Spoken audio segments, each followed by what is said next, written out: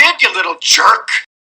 What's going on, everybody? Andy and Rob here with a brand new episode of the Circle of Jerks podcast, and we have a brand new guest that we've been trying to get on for a little bit. You may, if you are a fan of A Cut Above Horror Review, he's one of the triumvirate over there.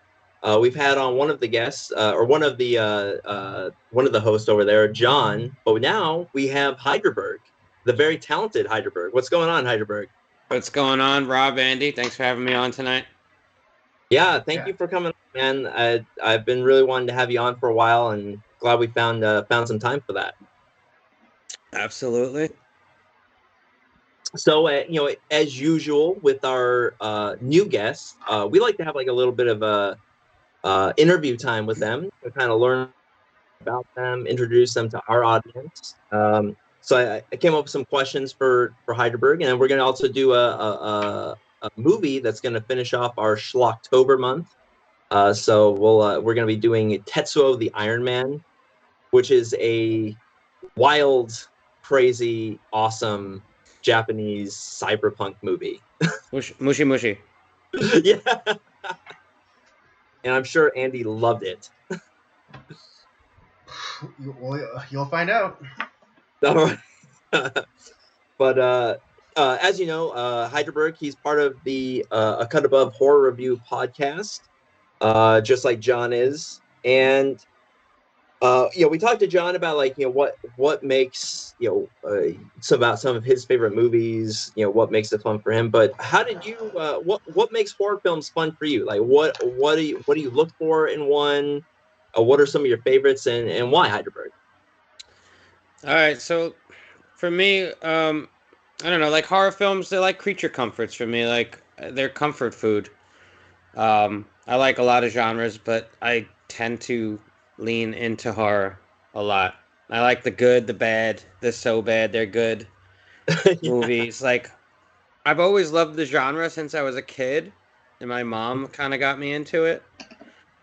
But not until like 2014 did I like really throw myself into them, like as like a full fan of the genre, like where I wanted to like dig into the genre and start like finding out about older films, newer films, and just like even the bad stuff. I kind of just wanted, I started to want to like consume it all, just to know that like, oh yeah, I've seen that film, like Thanksgiving, like that's not a film I'm proud to tell everybody I've seen or tell them what it's about, but I saw it, and it's in my lexicon now. If anybody ever wants to talk about it, I've seen it.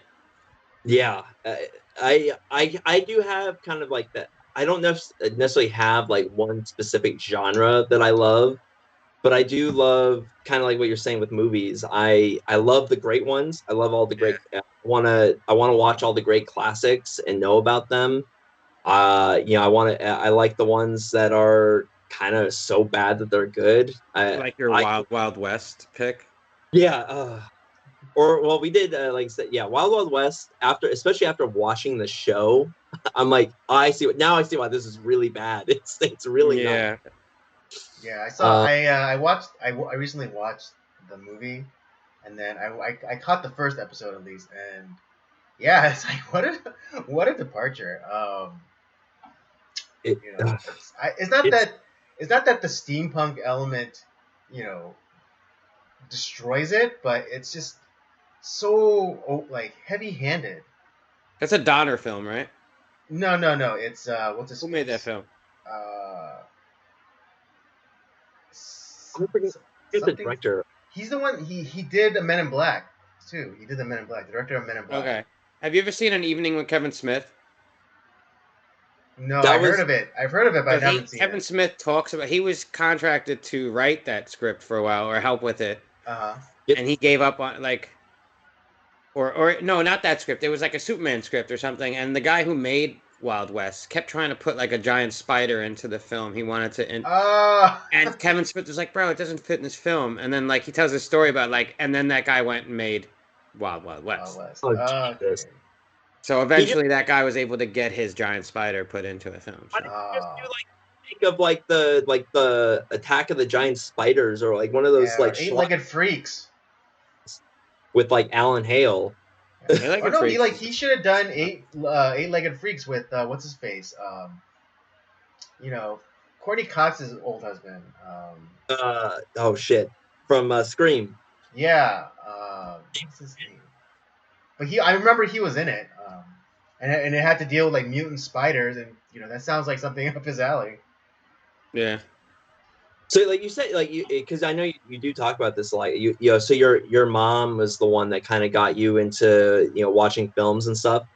Yeah, well, so my mom got me into like horror films, and like my parents were divorced, so like I remember going to my dad's like every other weekend, and movies were like a big thing. Like when we spent time together, me, him, and my stepmom would go out either out to the movies or rent movies from Blockbuster and get a pizza, and like I didn't get to pick every film, but like I saw a ton of films through that way. So I feel like that sort of got me really into film in general. And then my mom's just really got me into horror. Like she showed me The Exorcist when I was around like 10, 11. I know that's not like the ideal age for it, but she led me into that. And I watched so that 7. So yeah. So I think that I watched that movie around 5, 6, 7 too. Yeah. And then like around 2013, like I lost both my parents and like a pretty good friend. And that hit me pretty hard. And then like through that, like I don't know, I got back into watching horror again. Like around that time It Follows came out and The Babadook. Yeah. And I was like reading articles about these films and like I was like, oh, these sound really interesting. And I had not been just totally into horror. Like horror was like every once in a while I would see a horror film. Now I consume it like all the time. I have a podcast. It's your everyday driver. Like it's my job. What's that? It's like your everyday driver now. Yeah, exactly. It's my Honda Civic. Yeah. So I don't know, just as a crux, I guess, to get through that some of that grief, I was like started just diving into films, and then I don't have a lot of my friends. They're not into the genre as much as I am. I have a lot of friends that are into film, but not those type of films. So I was like, well, you ever watch a film and you just want to know what someone thought of it or another opinion or just anything, a discussion about it, because you don't have anybody to discuss it with yourself. So I started looking through podcasts, especially because of It Follows, and I found the Straight Chillin' podcast, and I started just diving into their podcasts, and I got really into horror through them. I would watch each film as they covered it. So I would go, even if it was an older episode in their archives, if they were doing a film I hadn't seen, I would watch it, and if it was an older film I hadn't seen in a while, I would rewatch it so I can get all the in jokes and stuff as they cast it. And then they built this community, which is where I met Jacqueline and John through. And that is how we started to cut above. We ended up, John asked me to join him in a podcast after his last podcast. And then I asked him if Jacqueline could join us and so on. And that's how I met you guys. Yeah, and it's like that's in a lot of ways what I'm thinking, because I have a lot of memories. My mom also got me into like both my parents kind of got me into film, but especially my mom. I used to watch a lot of like she loves Betty Davis, and so I used to like watch a lot of those type of films. She likes more, maybe not like the full on horror, but she does love like horror adjacent movies. So she's a big like Hitchcock and stuff like that. Like so, I got really into Hitchcock, through my mom. My grandfather loved like a lot of the great classics. He had this massive VHS collection. So every time I would go over to upstate New York, there wasn't really much for me to do. And like, my grandfather was like, "Hey, do you want to watch these movies with me?" He's like, so I would watch Lawrence of Arabia, Jones trilogy, and like all these old Westerns that I didn't appreciate back then, but I'm loving them now. But I bet you appreciated the time you spent with your granddad, right? Like, and that as you get older, you appreciate that. Yeah, and I think that's something that it's not necessarily just about like watching the films and enjoying them themselves, because that's definitely a part of it, but it's who you see it with, and I think in a lot of ways it did help you. It's not like, oh, I'm watching these movies, but like it's like your mom's and your parents are with you. It's like it's kind of like they're with you while you're watching these films, and it's almost like you're enjoying them with them again in some way. And I think that it can be movies can be like a lot of a healing thing. I definitely, Absolutely. yeah, and I definitely feel that way sometimes. And we've actually had my dad on a few times talking That's about, awesome.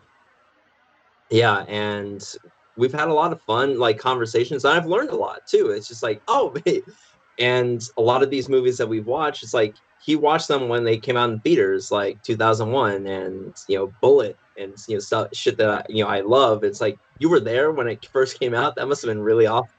Which gives them a different perspective to that film too, because seeing a film when it first releases in theaters is always a little different than watching it years later at home. Just being in the theater sometimes can make a film totally different. And the film itself is still the same film it was on the screen, but the experience you had with a crowd can be Yeah, different, Yeah, or yeah, with a loved definitely one, or the your communal significant other, or whatever. experience. Yeah. Yeah. yeah. When you hear like the like when you're shocked and the whole audience is shocked with you, or like you're like, yeah, that guy, like that the bad guy got killed, and we're all cheering along together. There's something special about that. Absolutely. Mhm. When Captain America takes Thor's hammer. Oh Yeah, yeah, exactly. yeah, yeah. I was like, It's, shit, yes. I know. It's like We what was it like from what was it from the second Avengers movie? It's like what like nine movies in the making that moment. Yeah. Just Yeah. And it's like, oh shit, that's right. I knew it. Like it's like, and even yeah, and then Thor had, yeah, like that great expression that Thor had. In the first Avengers, he had like that kind of like troubled look. There's like, it's like oh, like only I should be able to move it. But then like at the end, it's like he's like really happy. It's like I knew it. It's like Yeah, yeah. He's not jealous at all. He's just like, exactly. yes. Yeah. And that you feel that as a crowd just Mhm. together, like a togetherness, even though you don't know the person next to you, maybe. Right. Um, I also love, I don't know, horror films for me. They're fun because you get to tell all these different types of stories because it's one genre, but there's so many subgenres to True. horror. And I don't feel like there is that many subgenres in other films. Like action films have that too, where there's different types of action films. You have kung fu, you have gun stuff, like. But I feel like with horror, there's so many different subgenres and so many different ways of storytelling that you can put on any type of movie in the horror genre, and like it can suit your mood. I mean, you could be in a good mood. You could watch something, if you want to laugh, you could watch like Evil Dead or Dead Alive, something like that, schlocky or something funny. I don't know, if you're feeling melancholy, you can watch like Hereditary, or like, I don't know, maybe you want to watch a movie about outer space vampires, so you watch Toby Hooper's Life Force. So there's so many different things you can do. Tonight we're gonna watch a film. We're gonna talk about a film that, like, I don't know, without the subgenres to horror, or what, if you want to call this a horror film, like, how would you get a film like this? Where do you Mhm. put this film in genre? I put it more in like the body horror, like where like you're, Exactly. yeah, it's That's it's where I put it. ways it's a monster movie. Yeah. It's like a Japanese monster movie. That's what it is. And Yeah. I love stuff like that. I'm a big when it comes to horror, I think I tend to gravitate more towards like the monster movies. Yeah. Like because I grew up watching all like the Universal monster movies, and like the from like the silent era and then on into the sound era. And I don't know why I love those movies so much, but like it just I can turn those on. It's like I just feel like it's comfort. It's like I love. Exactly. The comfort that's the key word. I think. I don't know, man. I feel comfortable when I put horror movies on. I mean, now, like John always talks about when we had him on. Obviously, Halloween is his favorite one. Do you have like a particular favorite one that like that's like, man, this is my favorite horror film, or it's like your favorite film of all time that you put that on? It's like this is me. This is what I could watch all day long. I mean, I have a couple films that are like tops, favorites. If I had to pick like the one, if you're just asking me the one, I'm going with The Thing. The Thing, to me, I've seen it so many times, and it never diminishes. It just gets better, in my opinion. I just appreciate it more and more. I think it's Carpenter's best film. Yes, I agree. Mm. I think, I don't know. Hold on, let me just check my scroll down here real quick. I just think that, like, I don't know. It's just like a masterpiece of like atmosphere, gore, score, and setting, and the acting's really good too.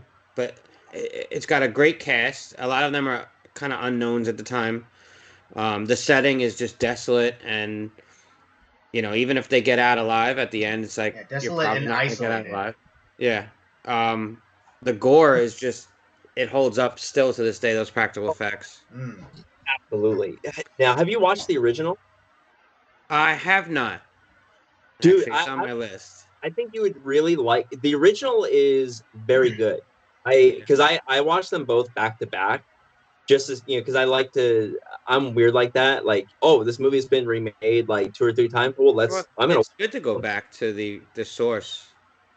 Andy thinks Same I'm thing with music, yeah. Andy thinks I'm a nutcase. Like if we're gonna be doing like, oh, we're gonna do like this movie, it's been remade 3 times. I'm gonna watch every It's a version. completionist sort of mentality. I get like if I had time today before this podcast, I was gonna watch all the other Tetsuos if I could have, just to speak on them.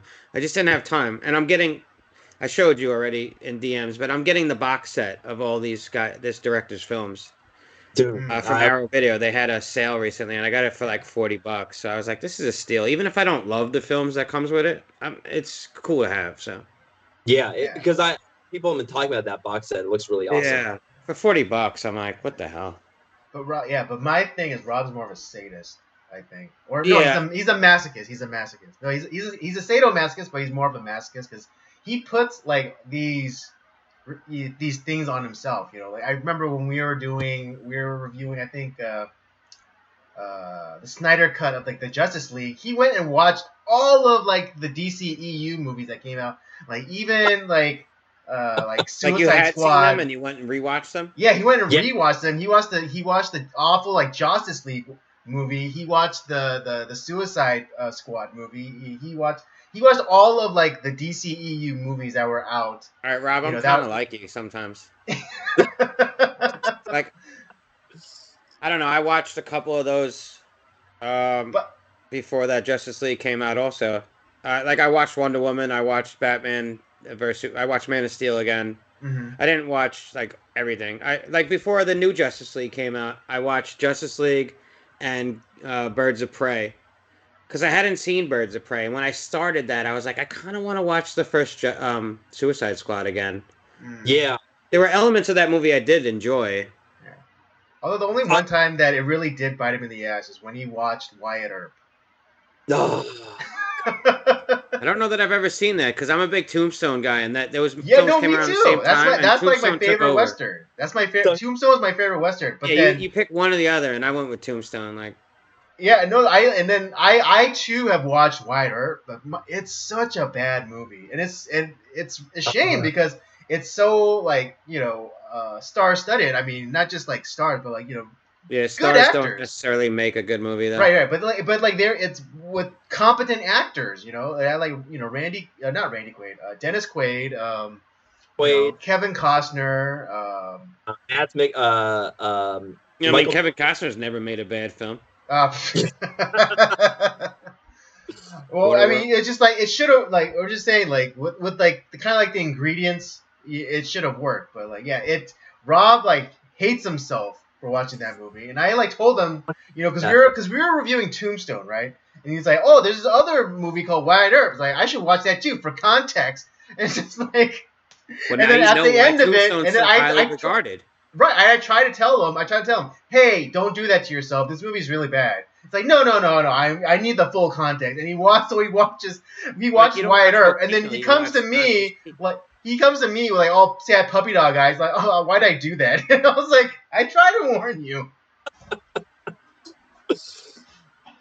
Because What were we gonna say? no, funny story about like Tombstone. The person that was cast initially before Kurt Russell, they wanted Kevin Costner. Kevin Costner turned it down to do Wyatt Earp. Thank God he did. Yeah, seriously. Thank God, because Wyatt Earp sucks ballsack. I can't imagine Kevin Costner saying, "You skin that smoke wagon." Yeah, go to work. But then like I watched like Shootout at the OK Corral with Kirk Douglas and Burt Lancaster. That's a good movie. Tombstone is awesome. And then Wyatt Earp is a garbage heap of a movie. It's Westerns are definitely films I want to watch more of. Yeah, it's 2.5 hours, way too long. It's too long. It's so bad. Wait, how you said it's 2.5 hours too long? Yeah, it's So a it just three and a shouldn't half. have been made, is what you're saying. Sounds like Yeah, the entire film. it's I think like a 3.5 hour movie. It's long. Whoa. Yeah, it's like this is like back in the '90s. Yeah. You know, and This is back when people after they had took attention out the spans to watch 3-hour intermissions. movies and they still didn't want to. Yeah. It was terrible. But yeah, so I do stuff like that where like I want to watch like, oh, we're gonna be doing this movie. Well, this director is like when we did uh Captain America and the Winter Soldier, I went and watched the movies that the director The Russo brothers? yeah, so there was inspirational films like All the President's Men, The Parallax View, Manchurian Candidate. so I watched all those films like before I did the review of Winter Soldier, and it's like, yeah, I can definitely see like where the director was going, and the fact that they got Robert Redford to be in that film, it's like, yeah, it all kind of ties together. It's great, and that's It's why definitely regarded as like one of the best MCU films too. Still, a lot of people. Oh yeah, that's my favorite one.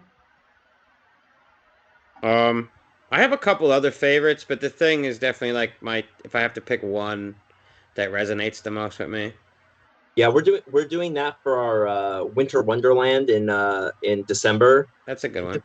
Yeah, this was going to be for Spooky September, but I think we ended up putting a different film in its place, and I moved it to December because I do love the thing. It's great. I do too. Like it's on my list of things to pick for the podcast, but the only reason I probably won't anytime soon is just like, what do you say about that film that hasn't been said already? You know what I mean? Right. Yeah. Like you guys can get nitty gritty about it and maybe dig into like how it was made and things like that and trivia. Like that's interesting and people dig those kind of things. But for my podcast, there's not a lot of dick jokes to tell about that movie, and I don't know. Like part of me just wants to cover it because it's one of my favorite movies, and I have a podcast. I have a platform to do it on. But at the same time, it's like I don't know. Sometimes it's good to pick something that I've never seen and get me or John's just like uncensored opinion of like, oh my god, I've never seen this film and this is how I feel about it. Well, hell, if you want, like, if when we're doing the thing for December, if you want to come on and talk about it, we'll have you on. Yeah, well, hey, that's what we're gonna do too. Yeah. I'll definitely the original too. Yeah, no, maybe I'll have watched the original by then. It's on my list of things to watch. I've seen bits and pieces of it, but I know there's a lot of older films that are like, I don't know, it's a gap. And I have the Universal Monsters box set I bought a while ago, like last year, and I have a Hammer Films like 20-volume set also. That's Yeah. That's where I need to watch the Hammer films. Those are the ones I have not seen. Yeah. Well, I might have seen some of them without realizing it, but yeah. I think I've seen also like Alien is one of my favorite films also. I bought it recently in 4K and it looks fucking gorgeous. It's just like a near perfect film to me. The atmosphere, it's just so atmospheric and well acted, I think. Love Sigourney Weaver in that film. Yeah. Ripley's my favorite final girl, to be honest. Yeah, she's the coolest for sure. I also love The Exorcist, which is like a go-to for a lot of people. That's the movie we spoke about my mom I connect the most with because I don't know, that's the one horror film I remember her showing me the most, like, and it just scared the shit out of me as a kid. So. Yeah, that's why I haven't that and like Arachnophobia I haven't because I watched them way too young and it scared the shit out of me. Arachnophobia is a really good film too. Yeah, they're remaking it. What? No. Yeah. They're remaking it? I've heard that, yeah. Oh god, I hope not. I hope it's like a rumor. But they're gonna remake everything. They're remaking The Exorcist. David Gordon Green's doing it, so it's a trilogy apparently. And he did such a bang up job with Halloween, so why not give him a trilogy? The only remake that I heard about that I was kind of interested in is the Nosferatu remake, only because Robert Eggers. Yeah. And I feel like it's going to be his own take on it anyway, so it'll be Well, interesting, I'm sure. and I think it'll be good because Werner Herzog in his remake did a lot. While he did kind of like honor what had happened in the original, he did his own thing, and it's almost a different film at His that. is regarded very highly too, right? I love the remake. It's Yeah. really good, and I think Robert Eggers will do something like kind of like make it a Robert Eggers film and make it really good. And I think it can be a good remake. I And I like like Eggers. Yeah, and I like the cast that they have for it so far too. It seems like it'll be a good film. Yeah. Um, just if I had to pick any like modern day favorites right now, I've told you before, Hereditary. It follows. It follows is a film that I know it's very divisive, but it got me back into horror in a big way in 2014. It just so much that like I was like, oh, this film's different, but it also ties into some of the things that I love about horror. Like it's an homage. Its score is a very synth, horror driven like Halloween type of score. A lot of the things it just cued in with a lot of the films that I used to pick off the video store shelf as a kid, and it just like I don't know, just it just resonated with me. And then like the Babadook, I watched shortly after that, and I know that's a divisive film also, but I also really enjoyed it. Um, I need to see that. That you does never look. seen the Babadook? I have not seen it yet. I Ah, do watch it though, I recommend it. Also, we were speaking on Eggers, The Lighthouse. I saw in dude. That's 2019. One of the best films I saw in 2019. I did not know if I liked that film or not when I first came out of it. I saw it in the theater, and it was yeah. an older theater I had to go to because it was in limited run, and it wasn't one of those ones with like recliners. So I literally watched it like you would have in an old timer theater. It was like a straight up seat, and I was mostly there with older people. And the part where Defoe like farts in the beginning, I laughed out loud. Like I forgot I was in a movie theater. I laughed like I was in my fucking living room, and like everybody looked at me, and then they laughed because they were like, "Okay, he laughed." So we can. Yeah. It's like I have permission to laugh at the fart joke. Oh my god! And then Nope recently is one of my favorite films. Just so quickly, just a film like that instantly just connected to me when I watched it. Yeah, that there because there was a few of those horror films like some of the newer ones that kind of got me back interested in like I was like okay like yeah because I kind of gotten away because it that one of your partners Jacqueline like she loves those like early 2000s like kind of like remake horror films which Yeah, I kind of fell out of love of the genre in that era. I feel like what's coming out now. There's a lot of like interesting stuff that's coming out, like Hereditary, The Lighthouse, and all the Robert Eggers stuff is really. I like all of those films. The Northman's not a horror film. That's just like no, Hamlet. it's a good film. Yeah. The It's a Lion yeah King with abs. yeah exactly yeah exactly. That so that like I said, but some of these films like I ended up watching all after we were on your show For talking prom about night, like a seminal classic. yeah how well prom night was great but like I had never watched any of the Scream films and so I grew up I went from being 6 years old as you said to 7. I ended up watching all the films of all the Scream franchise and I love those films. Those are great. I like some of them. I end up I mean the first one is definitely the best Yeah, but I ended because I watched all of them with my wife and we enjoyed all 5 of them. She was like oh this is great and I think maybe because she enjoyed them along with me it made it even more fun. It wasn't yeah. she like why are we watching this shit she was having fun too so You it made watch it them in like short succession, like really like a marathon, or yeah we marathon them we watched all 5 that's together. yeah, that sounds cool. I mean, it's you and your wife like digging it, watching that, probably eating some like chips or something, hanging out. Like, Yeah we baked some taquitos and had some sounds awesome. I made a weekend So of it. yeah, part of that experience of those films is the time you spent with your significant other too. So I can yeah see why that's like awesome. I love the first Scream. I think it's great and it's a monumental achievement for like horror films. I think some of the sequels are just so repetitive though of the exact formula that the first one did. I don't know. Right. People act like they're very brand new to me and they're not. They're just like rehashes of the same formula to me in a sense. I always thought it was kind of like a meta look at like just the horror genre No, it is. Right.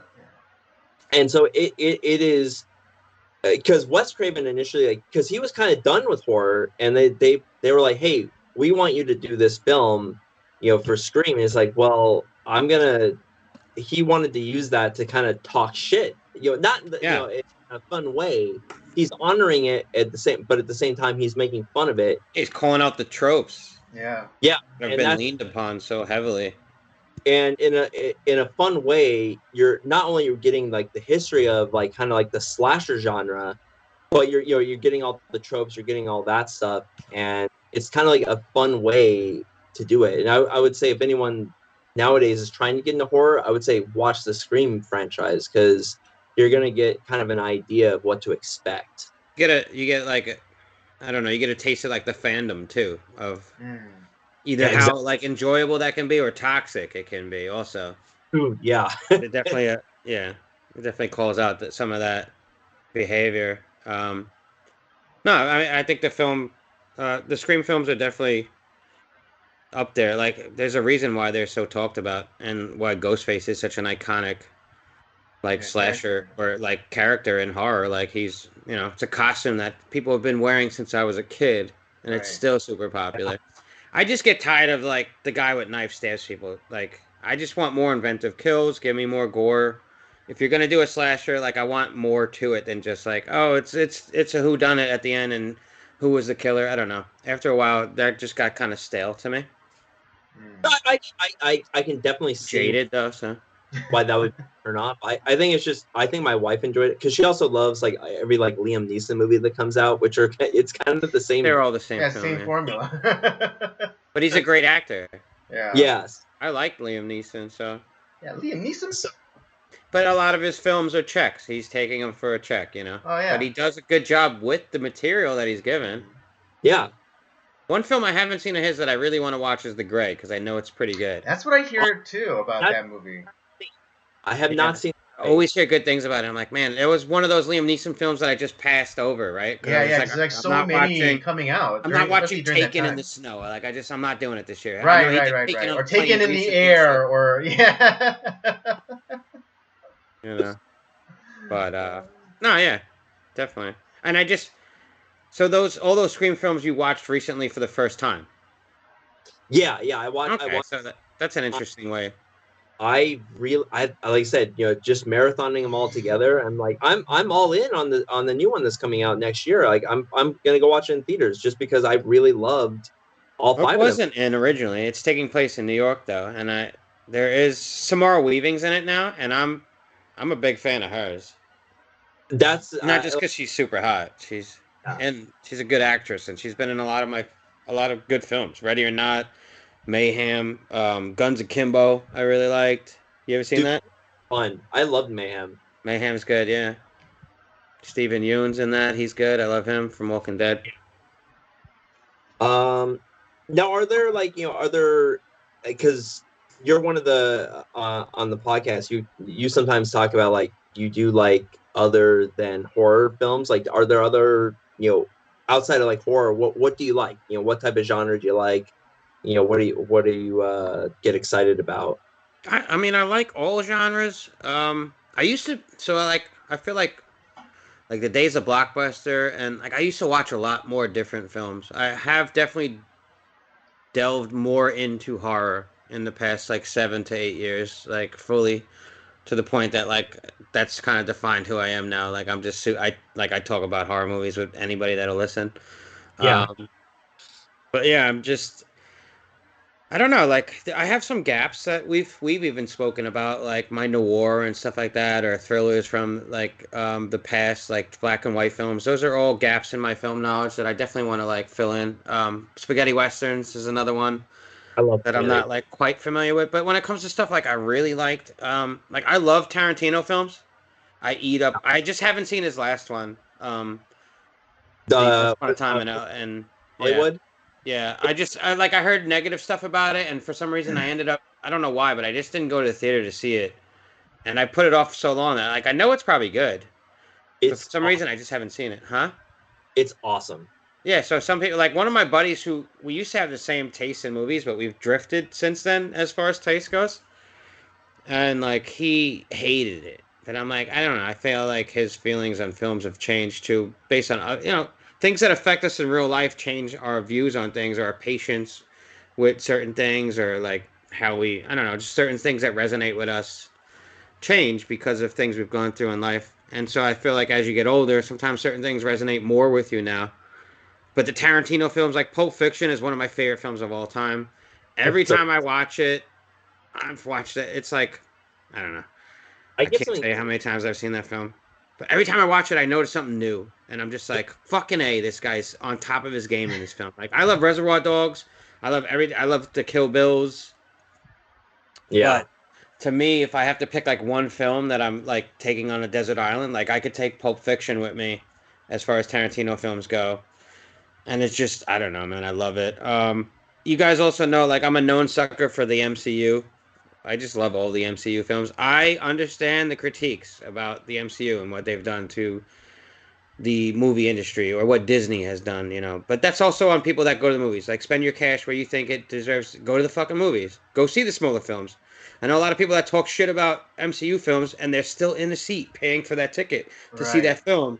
So don't talk the Absolutely. shit when you're still there, bro. Right? And when Exactly. the smaller film comes out, that's only then for a limited time. You didn't go see it, so like, don't.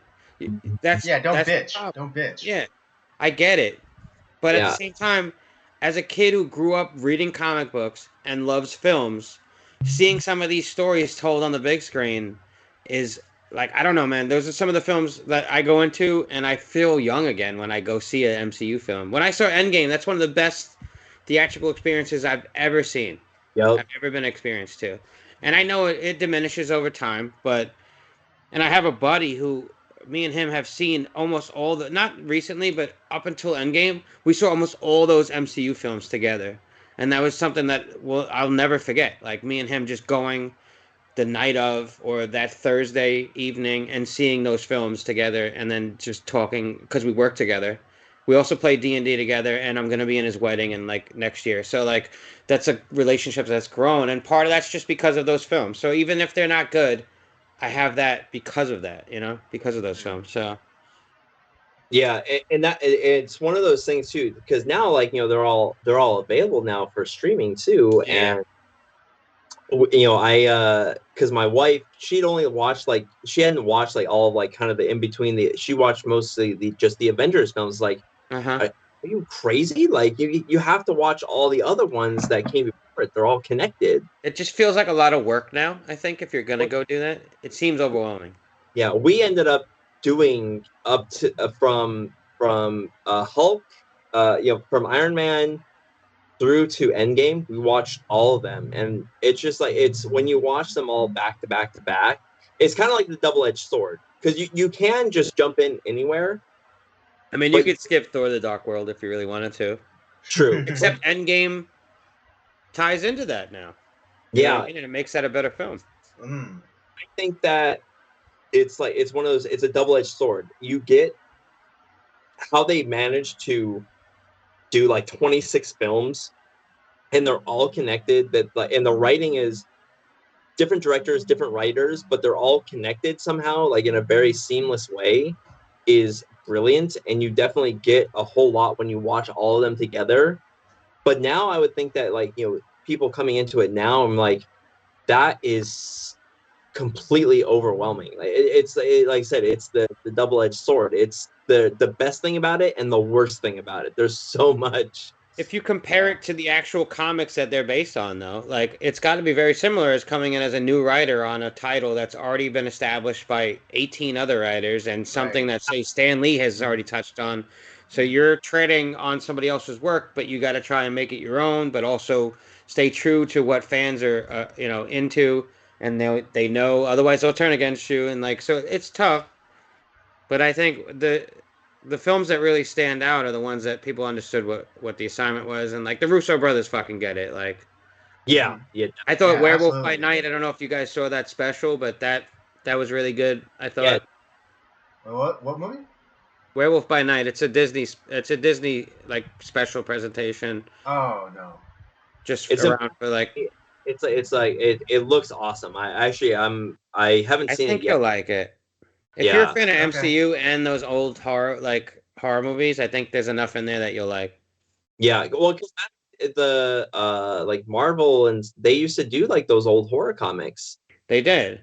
They did Werewolf by Night. They did stuff. They did a lot of different comics before they were doing superheroes too, because they were like Hmm. Atlas, I think, at one point before they Right, were right. Before Marvel. they were Marvel. Yeah. Yeah.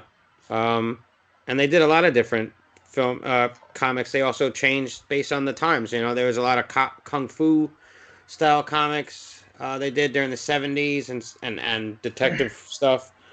So yeah, the comic books I think are I don't know, people hear the word comic book and there's like a negative connotation with it, like, oh, it's a comic book. Like people still think comic books are for kids. I can't understand how that is a Yeah. thing. This it's just snobbery is really what it Yeah, when the is. majority of the things that people that don't even realize without research that they're enjoying something sometimes that's based on a graphic novel.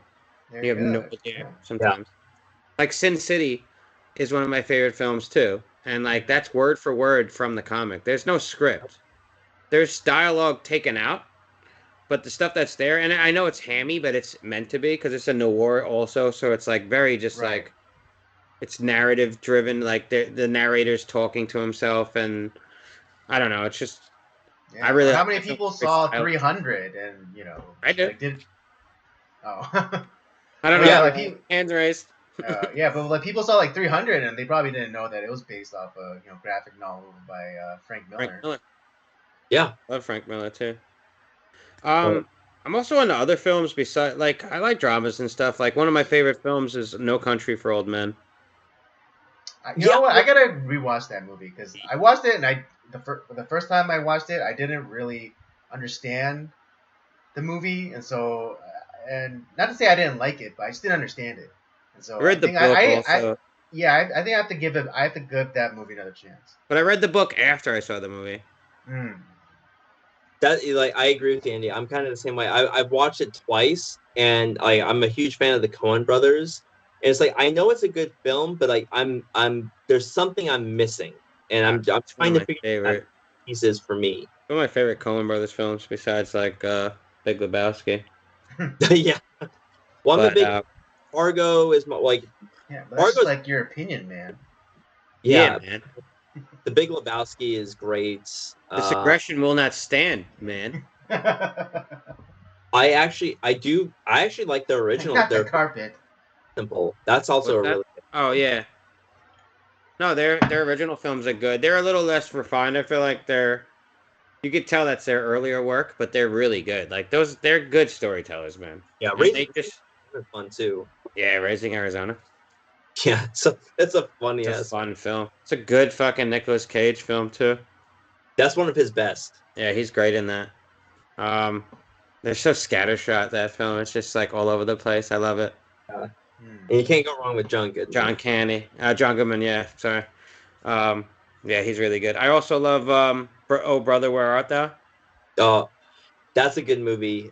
Great sound. That soundtrack is they weren't expecting it to like to sell how much it did, but like they're Yeah, like they even said like the film didn't necessarily do great, but because of the soundtrack, it drew people to the movie, and it got people back yeah, into the film. So it was yeah. kind of That fun. song alone is just it's good. It's great. I also like the song that the what's it called the women sing um in the lake or whatever in the river. Oh, like the siren song. Yeah. The siren song. Yeah, that's what it is. Yeah, because it's essentially a parody on the Odyssey. Yeah, Yeah. that's what the story is. Yeah, Hmm. but yeah, No Country for Old Men. I recommend like watch it a couple more times. I think, or try and read the book. That You might don't help. need the book, but I just think Javier Bardem's performance alone is just. Oh yeah, that's. Fine. Yeah, he's great. I know that Mhm. I don't. I wouldn't say that's necessarily a horror movie, but I've asked John and Jacqueline if maybe I could pick it one day for our podcast because I think his performance alone is it's scary as fuck. Oh He's the yeah. he's like it's the monster movie right And there. it's a real monster because there are people like that out in the real Yeah. world. So Yeah. I mean it. I mean to equate the character, I'd say like he's a great white shark. yeah, like just like no like kind of no Exactly. no consciousness, no like morality. He just like if you're in his way, he'll eat you. Mm-hmm. He's got black eyes, like a Black doll's eyes. eyes. Yeah. Nose. But yeah, I like I said, I'm kind of like you, Heidelberg. I just there's so much that I want to watch. I love it all. I love old Japanese movies. I've been working through the Kurosawa filmography recently. Uh I've been kind of wanting to get into like some of like the old like the French New Wave, some of the Italian films that people talk about. I love Korean cinema. Korean cinema they are like, I don't know, they're pushing stuff right now like forward as far as the Oh yeah, content that they're doing and the I don't know, the artistic nature of all their films. They have some of like the best directors out, I think, right now.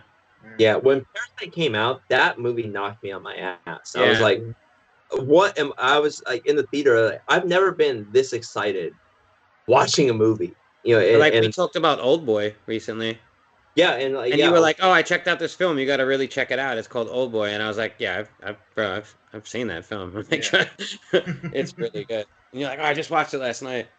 yeah. I watched the remake just the other day, and I was like, See, it doesn't hold up. No, it's No. you you got did what I want to do. I kind of want to check it out just because I'm curious. But everybody's telling me, just don't do it. You don't need to. And you did it.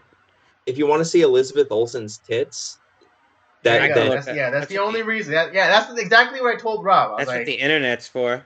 no, No, I like Spike Lee. I like Samuel L. Jackson. I love Josh Brolin, and I like Yeah. Olivia Olsen's tits.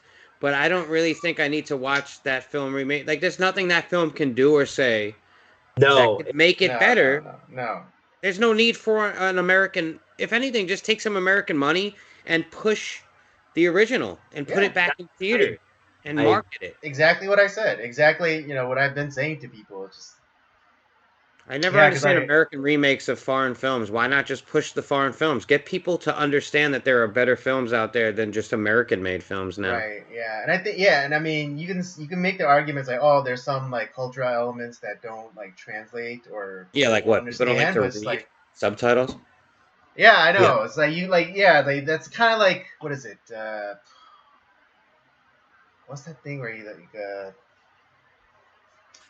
you're basically casting shade on the audience. Like, oh, you're too stupid to understand. So Yeah. we'll dumb it down and put it to you like in the lens, like in a Western lens, so you can understand. It's like you're an idiot.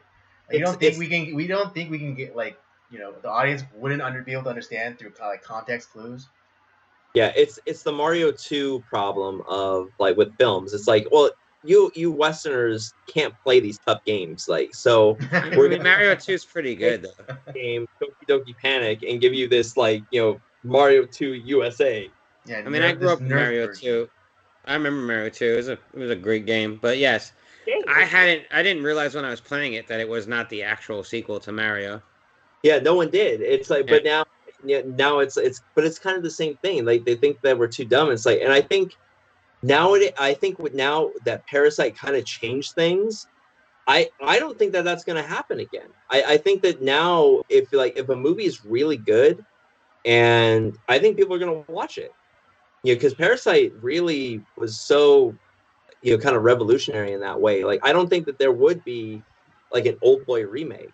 Wouldn't it be cheaper for like an American studio to just put money into marketing Right, and a licensing film the that's movie already been made and rather than distributing, yeah. remaking that film and then trying to market it again? Well, I mean, you can make money through like production houses and stuff like that. There's millions of ways they can make money. It just seems odd to me. Like, why not just put Old Boy back in theaters or remaster it and then say, hey, and then market it to film buffs and like I don't know, word of mouth's powerful too. But then again, films don't stay in the theater as long as they used to. Or God forbid, just put out the fucking American Blu-ray release of the Vengeance trilogy. I had this whole rant about this, and because I bought like what I thought was an American Blu-ray, like because there was nothing else said that like, oh, this is a region locked. Yeah, I only have them on DVD. Yeah, I bought the Blu-ray, and I was like, fuck yeah, I'm finally gonna be able to watch the Vengeance trilogy. I popped it in. Nope, it's region locked. I'm looking at it, it's like, fuck, it's the PAL edition. I can't watch this here. And so it's like, you want me to, like, everyone's talking about how great these movies are and that we should watch foreign films and all this stuff. And it's like, but then I have no way to watch it. So, like, and after I had that rant, like, not 2 weeks after that, Tubi released the first and the third trilogy, and then I had to watch it, like the old boy had to watch it like some Korean app. But I'm just like, I mean, at least like Tubi like released like the first and third one, so it's like it's a start. But I would love like an American Blu-ray 4K release of the trilogy. It's like that's the films that made that director famous, and he just came out with this movie, Decision to Leave, that is coming out in the States now. I think it's out in theaters right now. It's on like a limited release. It's I actually have the manga of Old Boy. I have a couple volumes of it. Hmm. I believe Yeah, that's where it started. I want to read that. It Yeah. sounds like it would be a lot of I fun. think Old Boy is a powerful film. Dude, Oh yeah. I still can't get that freaking twist out of my head. It was just like, Yeah. yeah, man. Yeah. Yeah. It's Just the kind of film, it's the journey too that you take on with that character. yeah. And Yeah. like you said, the vengeance is like vengeance is the theme to those three movies. Like they're not connected necessarily in the same, like they could be taking place in the same worlds because they're just real life situations, but they're just these crazy situations where I don't know, characters are just consumed by revenge or blinded by it or just in some form or other there it's a key factor into those films. It's a Yeah, subject that they're based around. but yeah, like I I think said, Old Boy's the strongest of the three though. and that's probably why they're thinking like, okay, we're gonna remake this one and like make it something, and it didn't. Honestly, like I think that was a huge mistake by like the production company and Spike Lee. I was like, why? Why? It's competently acted. The actors are good, but it's like it doesn't work. I think it And was Spike maybe being like a cinemaphile too, like you know, like you, like he just was like, man, I really like this film, and not enough people have seen it. How do I get them to see it? I know what they're fans of me. I'll make it, and they'll see right. it then. They'll see that same story, but it's not the same. Right. I think if I watched that before I had seen the original, Thank God you didn't. no, I didn't. But I was like, I would have been like, yeah, okay, this is pretty good. This is kind of crazy, but like, I saw the original first, and I was like, it blew me away. Like it me because my wife and I, we watched all three of those. We kind of did a marathon of those three together, Oh, you must have felt awful when you were done with that. dude. Like, well, it's like it was one of those things that when that twist hits in Old Boy, like we both like jumped up. It's like, get the fuck out of here, really? Oh And yeah. like we had to pause it. Like we were just like we just looked at the screen. We looked at each other. We looked at the screen again. It's like, this is not happening. There's no way of knowing that that's Yeah. happening. I've never been so shocked in a film before. I know, and I like a twist. I just like don't give me one just for the sake of a twist, but if it works for that story, like, and that does an Old Boy, Oh yeah. like I'm And all it's for it. fucked up, dude. And It's just like fucked it, up. like I don't even think Old Boy's just a twist. That's what people remember a lot. But like, man, just like the choreography, the fights, like the Yeah. The fight, brutality, Yeah. I the, was the acting, that yeah, like hallway that scene. hallway scene. Like I'm sure like the people who did like Daredevil, they were inspired by Exactly. I was gonna that. say that. Yeah. Yes. like what we were talking about on your podcast. It's Indeed. cinematic archaeology. Like there's so much that has been taken from Yeah. that film Yep. into like new stuff that we enjoy, like all these like, action scenes. You know, Yep. some of the characters, like kind of the grittiness, and it's like they're looking at Old Boy. And that's what you That's love. like, That's like an yeah, older film. It's a low budget film. It's a scrappy film, and the fact that that was able to like inspire other people that have made more higher budget things, or like that's what's crazy about it. It's not even just like a, it's not The Godfather, you know, inspiring someone. It's like a low budget thing that just blew up, yeah. and it was capable of just inspiring all these other different filmmakers throughout the next generation and the generation after that. Yeah, I can't talk about that movie enough. It's so Yeah. pretty good. Um, well, kind of switching gears here a little bit. Yeah, we can speed up if you want. Yeah, no, I'm enjoying the conversation. That's Yeah, I'm good. I don't have a problem. talk about films for like hours and hours and hours. I don't care. But just to switch gears a little bit, because you and I, in like the chat that we have together, you were talking about like D&D, Dungeons and Dragons, and to be honest, as a board game player, it fascinates me. Like I'm really interested in it, but I have no idea how I would even start or like what to do about it. Can you explain to people like a why you like it and like how what is D&D and how do people get into it? All right, so D&D, it's a tabletop role playing game. Um, I mean, you don't even need to play it on a tabletop, but that's how it's kind of categorized. I've only started playing it within like the last 3 years. My coworker that I told you about that I've seen most of the MCU films, he got into D&D. He started reading into it. He bought one of the books and he wanted to play it, but you need friends to play it.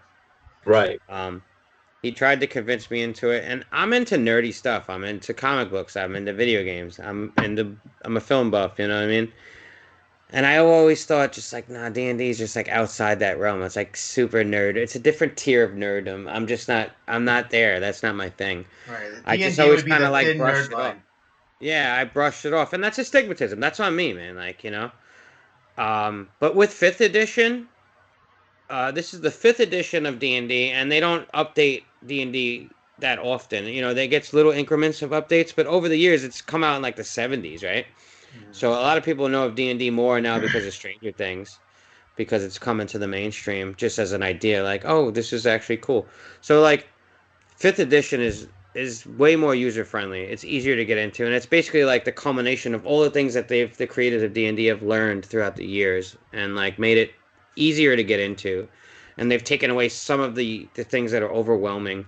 If I had to just break it down, it's like long form storytelling, where you create a character, and if you've played video games, you know a lot about that. A majority of the things that you've played as a video game player or even a tabletop player, you've you won't even realize that like a lot of that stuff's all based off of D&D rules anyway, because D&D was like the one that came out first. Right. Right. You know what I mean?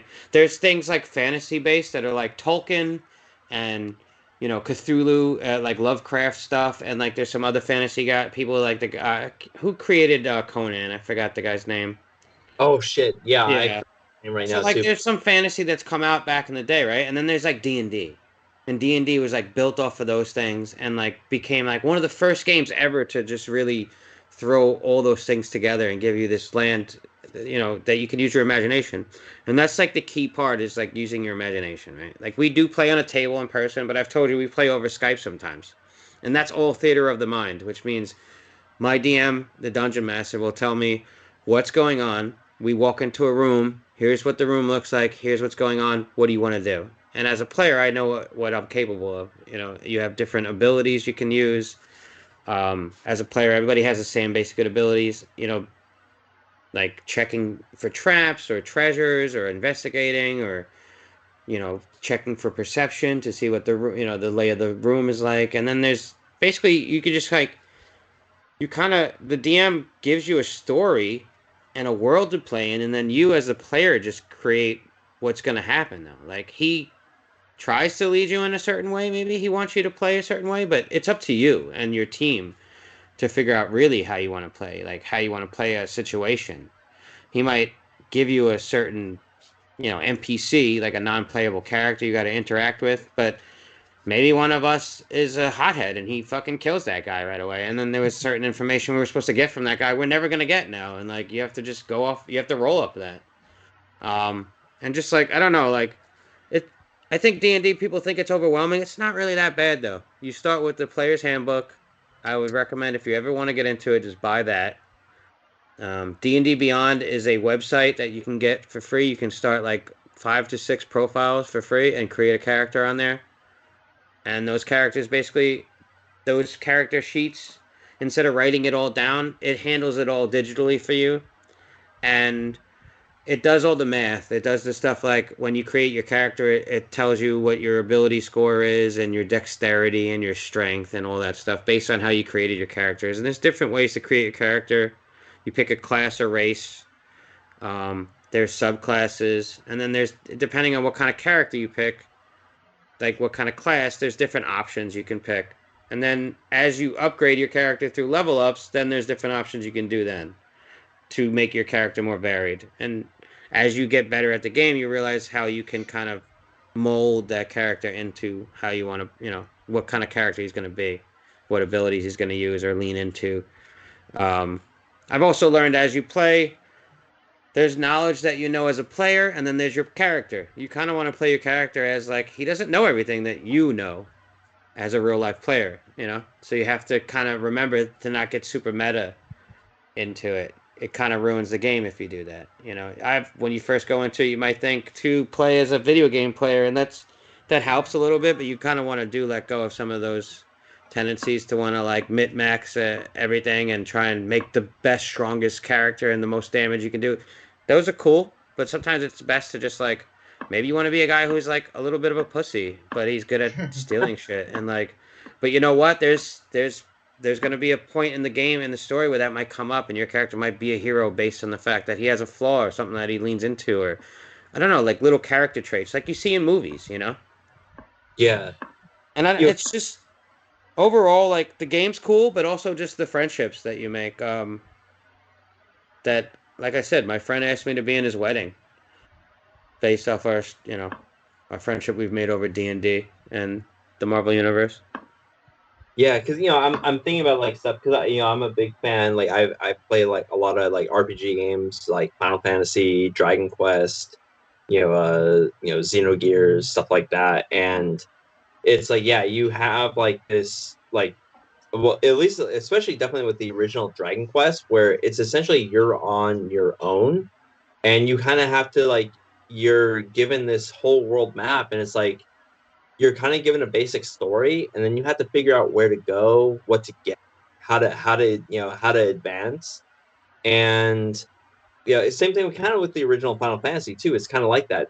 Nothing's really handed to you. You have to figure it out. And you're working with I mean, in those games obviously you're playing by yourself, but like with this it seems like you're working along with like other people that are playing in the game with their particular characters, and you don't know what's going to befall you. It just sounds like a lot of fun, man. I've never thought it was like nerdy. I'm just like, I don't know anything about it. And a lot of like the friends I know don't really know anything about it either. And I was like, but it sounds so fun. And you have to use your imagination. You have to, and especially someone who's read a bunch of books like myself, or people who are really creative and like can create these stories and characters. It fits those type of people that are into like warfare and stuff like that. Like they're perfect for like DMing or describing situations and conflicts. And so like a good amount of the game is sometimes we're just going to spend a whole session just like in town. And so like the campaign I'm in right now, we've been playing for 2 years with the same DM, and we just started newer characters recently, so we're lower level again. And it's a mystery. It's called Dragon Heist, and it's about like finding this stone that leads us to like this buried treasure at some point. But there's all these different players that are like people that are coming into the fold that are after it, also different factions, and so we're able to like play them off of one another and be like in between and not necessarily take a side if we don't want to. So that's what we've been trying to do. And we run a business now. We have like property that we own in the city called Waterdeep. And it's just like, I don't know, it's pretty cool where some of the sessions might just be about investigating something or dealing with market people in the market and wheeling and dealing, or like, and then we'll have a whole session that's just like combat. And sometimes you have sessions that are both, like sometimes we do go into a dungeon and we're sending our last campaign, like there was a dragon fight. We fought this dragon. It took 3 hours to take the fucking dragon down, like 3 real time hours of just Wow. us fighting, rolling to fight. and trying to, dodge and take this thing down and strategizing on what to do and, leaning into our characters. By that time, we were higher levels. So when you get to that point, you have a lot of abilities or things you can do. You know your character by then and your role. It's just like a video game. Like my guy last game we used to play, I was a tank. I was a fighter. I was a dragonborn. So I was like a dragon guy. And my guy was basically like good at two weapon fighting, and I would basically like if someone was like, "Oh," the DM was like, "There's a minotaur," and he pops up. I'm the guy. I run up to him. Everybody else can shoot stuff from a distance and use magic. I had some magic abilities, but mainly like my job was to get up in his face and hit him with a fucking sword and take damage if I had to, so that my lower level the characters that couldn't take damage as well, didn't have to, because I could take the hits. And you just lean into that. You lean into your character and what they do. I'm gonna have to read up about this because this just sounds fun. I think you would love it, bro. And like, you don't have to, like, you could play with me. We don't have to be in the same state.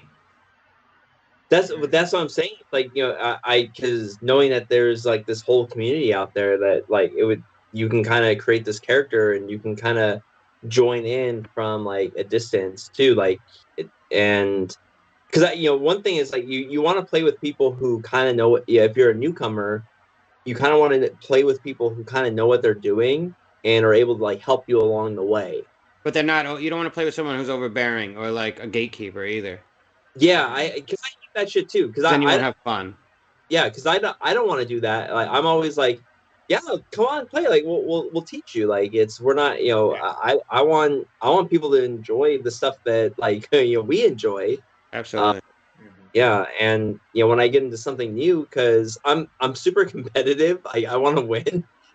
Well, yeah, I'm like that too a little bit. I've learned to let some of that go as we play, because it's not just me playing; it's my team.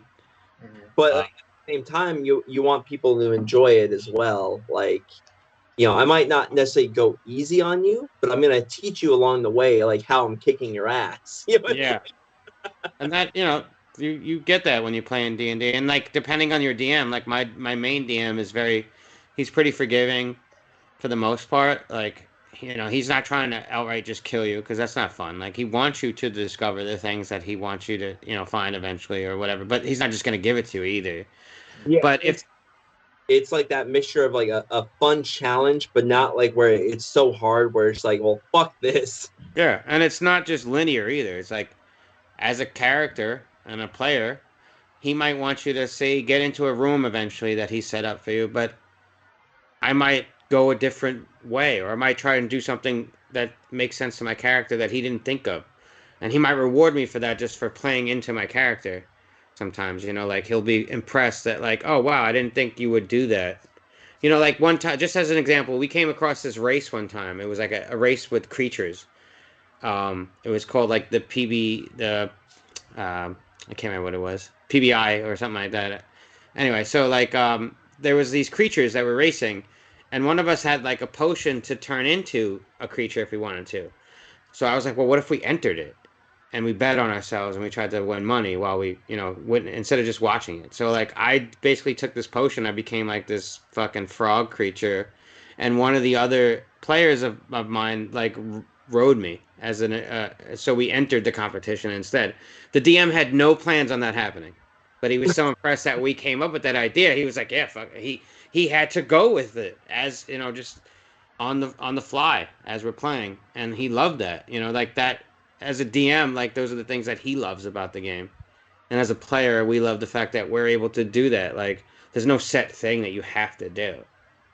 And that's what's cool about that, this game, as opposed to a video game where like a lot of that stuff's set for you by some person who's, designed the game. There are games that have a lot of open-endedness, but I feel like D&D is like it when it comes to like, I don't know, long form storytelling and just crafting a story with friends together. It's pretty cool. I record all our sessions, so I go back and listen to them so I can remember stuff better. Because I don't take notes. That's not, I gotta get involved in this. This sounds fun, bro. We're actually looking for a fourth person for our next campaign. I know our time zones are different though. I might be able to make that work. And don't feel like, oh well, you guys play a lot and I don't. Like, that's not a thing. Like, we totally, if you're playing with a good party, like they're gonna let you in. And I'll be honest, like you don't need to know all the rules to start. You just create your character, get through that, learn the basics of combat and like how combat starts and how you get into combat and what to do when you're in there. And then that's basically it. The rest of it is just like you have certain things you can do and certain things your character's good at. So maybe you want to lean into what your character's good at, but you can try stuff that you're not good at. And if you roll well, it's all about the dice anyway. I could want to do Yeah. something really cool and I could be like, yeah, I'm going to do this and flip over this fence and do this. And the DM's like, okay, then roll me a fucking acrobatics check. And I roll a 1. I'm falling on my fucking face, bro, no matter how cool the idea was. But if I roll a 20 or an 18 or above that threshold that he set for me to do the cool thing, he's going to give me the cool thing where he's going to describe like, oh, you flipped over this and then you kicked this dude in the face and like now roll for initiative. And initiative is like when you're going to do in combat and the order of combat. It sounds like a lot to learn. It really isn't though, to be honest. Like now that I know it. Yeah, it seems overwhelming. I It think does. it's one of those things like once you start getting into it, it's like okay, I get it. Like you kind of and no, me being someone who's played like a lot of RPGs, You'll get it, bro. makes sense. You'll get it. Like it sounds like a lot to learn, and it is if you want to run a game and be a DM. Like then I recommend learning a lot more about it because you're gonna have players that challenge you maybe. Yeah, But so like I'm still learning. Yeah. I try and learn the rules of how to play, but my DM doesn't go by all those rules sometimes. And that's the number one rule in D&D is DM's discretion. If dude doesn't like a rule in the book, we don't have to run those rules. He's the guy. He crafts the story and it's his game. So if he ultimately says like, "Oh no, I'm not going to let you do that," then yeah, it might piss you off at that moment, but there's a reason maybe sometimes for a good DM why he's letting you do that or why he might let you do something that you weren't capable of, but he just thinks it's cool, so he's going to give it to you. so yeah, that like I said, that sounds like a lot of fun. I'm gonna have to get some of the books and stuff There like are that. podcasts to listen to. Also, there's like Critical Role. They have videos if you ever just want to see what it looks like to play. There's YouTube videos you could check out. If you're gonna get a book, I recommend just the Player's Handbook to begin with, and D&D Beyond's free for the Okay. most part. There, you can buy books. You can buy the content on there, and D&D is now owned by the Wizards of the Coast, the people who make actual D&D. So a lot of that's going to be merged. So at some point, some of the stuff you buy physically might transfer over digitally. At this point right now, it hasn't. So a lot of people end up double buying stuff because Yeah. of digital content. So like you could create a character online, but if there's a weapon that isn't in the book that you have online and the DM gives it to you, you're going to either have to customize it in your character sheet on D&D Beyond, or what I do is I just piecemeal.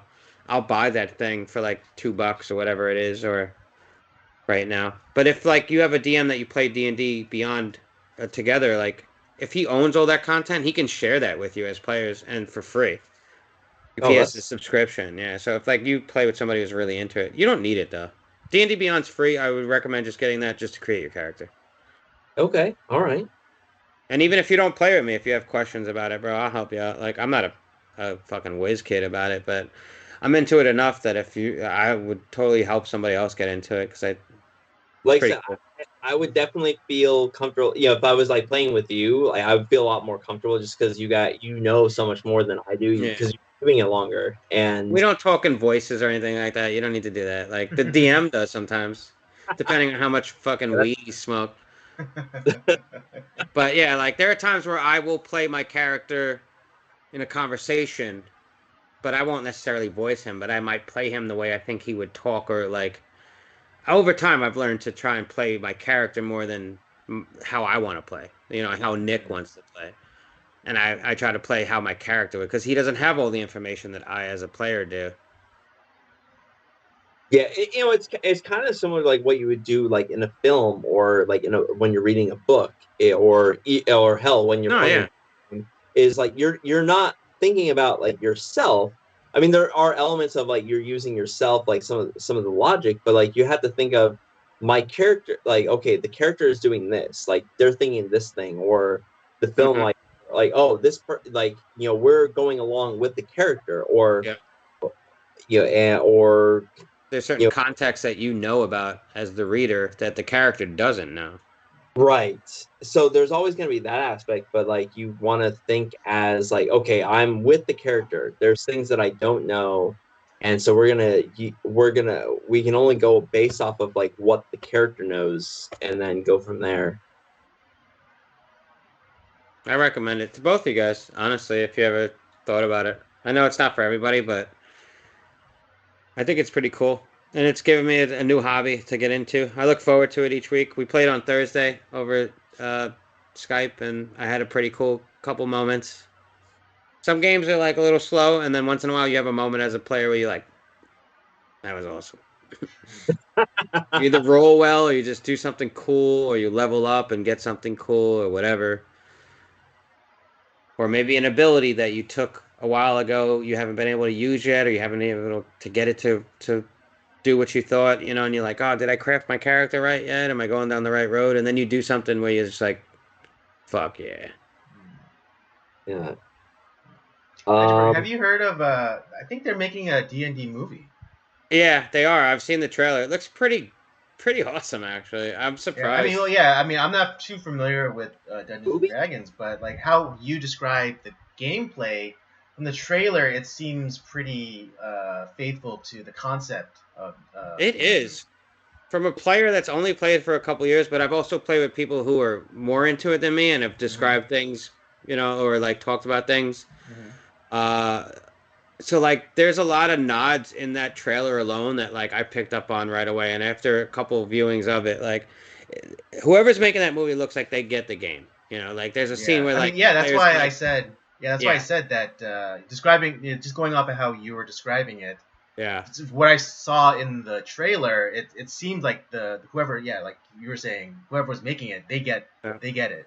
They do. Like Chris Pines is he looks like he's playing a bard. There's what looks like a paladin in there, the guy with like the daggers coming out of his sword, and he's like a holy man, or he knows monsters really well. Paladins are like really righteous normally, and they have a certain code that they stand by, like an oath that they keep to.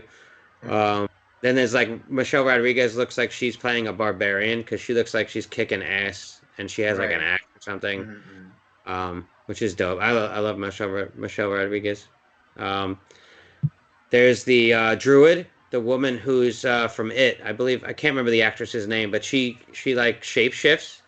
That's an ability that druids can have. Wild shaping or something like that. I can't remember what it's called. I've never played a druid, but it could be pretty cool. You could turn into a bear and stuff like that. So, and then there's like what looks like possibly a cleric, like a gnome or something.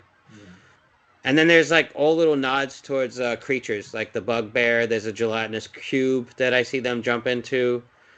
There's a lot of little things, and I'm just wondering like some of their abilities that they use. They're not gonna call it out like a spell like you would in D&D, but I bet like they're gonna have representation of some of those spells without saying what they are necessarily. That savvy players would pick up on. I'm gonna see it. My D&D guys were talking about skipping a session that week and going to see the movie together instead. It does sound like fun. Nice? Yeah. All right. Well, one last question is we talk. Well, I'm a listener on your podcast, you know, and we listen on. We've been guests, which I really, to be honest, I was so thankful when you guys asked us on. I really enjoyed myself. But we've talked about one of your contributions on A Cut Above is your reach arounds. And before we had John on, I wanted to kind of get caught up on, you know, some of the episodes that you guys do, kind of figure out how you guys do things. Just so I had some context, you know, to have some questions for John. And I was just blown away by your reach arounds, because I know it takes a lot of work and you're super creative. And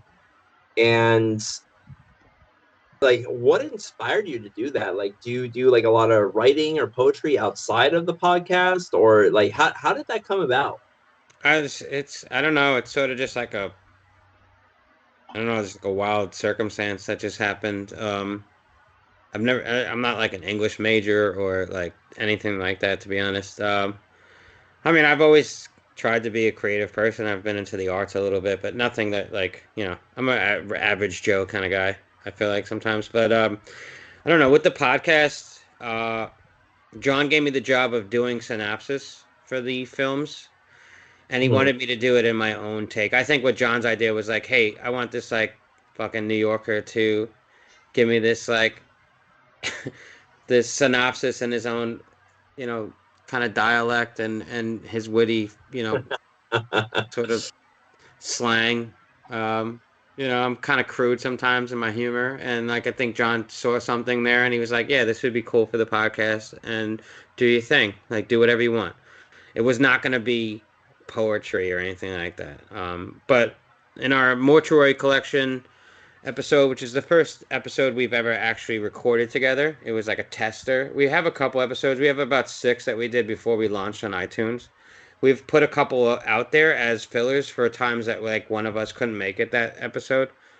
So kind of we have like but maybe 2 more left that we can use. And Mortuary Collection was the first one we did, and that's an anthology. And anthologies have what's called a wraparound, which is like the main story that where like there's a narrator that they keep coming back to, and like Tales from the Crypt, he'll introduce the smaller tales that make up the anthology. I ended up calling it a reach around by accident, and we got a really big laugh out of that. And we released these episodes on like the Slack chat for Straight Chilling. So a lot of our friends that have now become fans of the show, they were like, "Oh, you got to make that like the name of your segment, like Hydroberg's Reach Around." And I was like, "Oh, that's pretty funny." And then John was like, "Yeah, we need to do that." So we did that, and it was just still synopsises in my own. I would just watch the film and kind of come up with my own way of saying what basically is written on the back of the box. Then with Zombievers, I ended up coming up with one that rhymed a little bit. The entire thing didn't rhyme. I came up with like we did Zombievers, which is like a fucking. It's a movie about zombie beavers. So I tried to come up with like a way to like surprise Jacqueline and John because we don't share a lot of things before our show. Like we don't share what we really thought about the film, our scores. We don't share what our metric is going to be, like the scale that we pick each week, like 1 to 10, and what we do, like hammers to the head or whatever. Like that's all that comes up with whoever's pick that is that week. We do that on the fly, to surprise the other people. And also my reach arounds, I don't share those until I give them on the show. Um, and so, like with that one, I kind of came up with like a National Geographic sort of take on like, the natural habitat of the beavers being intruded by man and blah blah blah, and the logging industries. And then it broke into like a rhyme of like, limbs chomping, titty popping, boobs popping, whatever. I don't know. And Jacqueline and John laughed their fucking asses off so much, and I was like, man, I think we're on to something. Like, like maybe I should start. So the next couple, I think it was the Genetic Opera one. I forgot what that movie is exactly called. Um, Shit, I can't remember the name of the movie. I don't really like the movie, but anyway, sorry, Jacqueline. It was her pick. Yeah, so I rhymed that one. That one was like our first rhyming one. I remember Jacqueline telling me on a year anniversary that was the first one because she went back and listened to like all of them. We did a compilation of like some of the best reach rounds. There was like 13 of them. Um, and I just started doing them all rhyming. Um, they don't, contrary to what people think, like it doesn't take me that long, but it takes like a while just to like.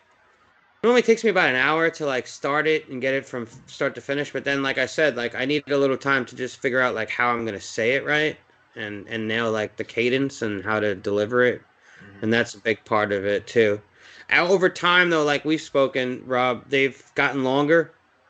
Sometimes I think like, am I writing this too long? But it just feels natural to me to just tell it how it comes out of me. Because sometimes I have an ending I want to nail, and I don't start with the ending though. So like with Donnie Darko, I know I wanted it to say, and the boy's name was Donnie Darko, right? Because that's part of the film. But I also wanted to touch on other things. So sometimes I'll extend it because I'm not quite there in the rhyme yet that it's going to rhyme with that. So I need to fill that space. And as I'm going down, I end up adding more lines. But over time, it just, I don't know, they come naturally to me now. Um, but I don't know. as far as like the rhyming goes, like I met a girl a long time ago, and we used to talk online, and she was really into like writing rhymes, like hip hop rhymes.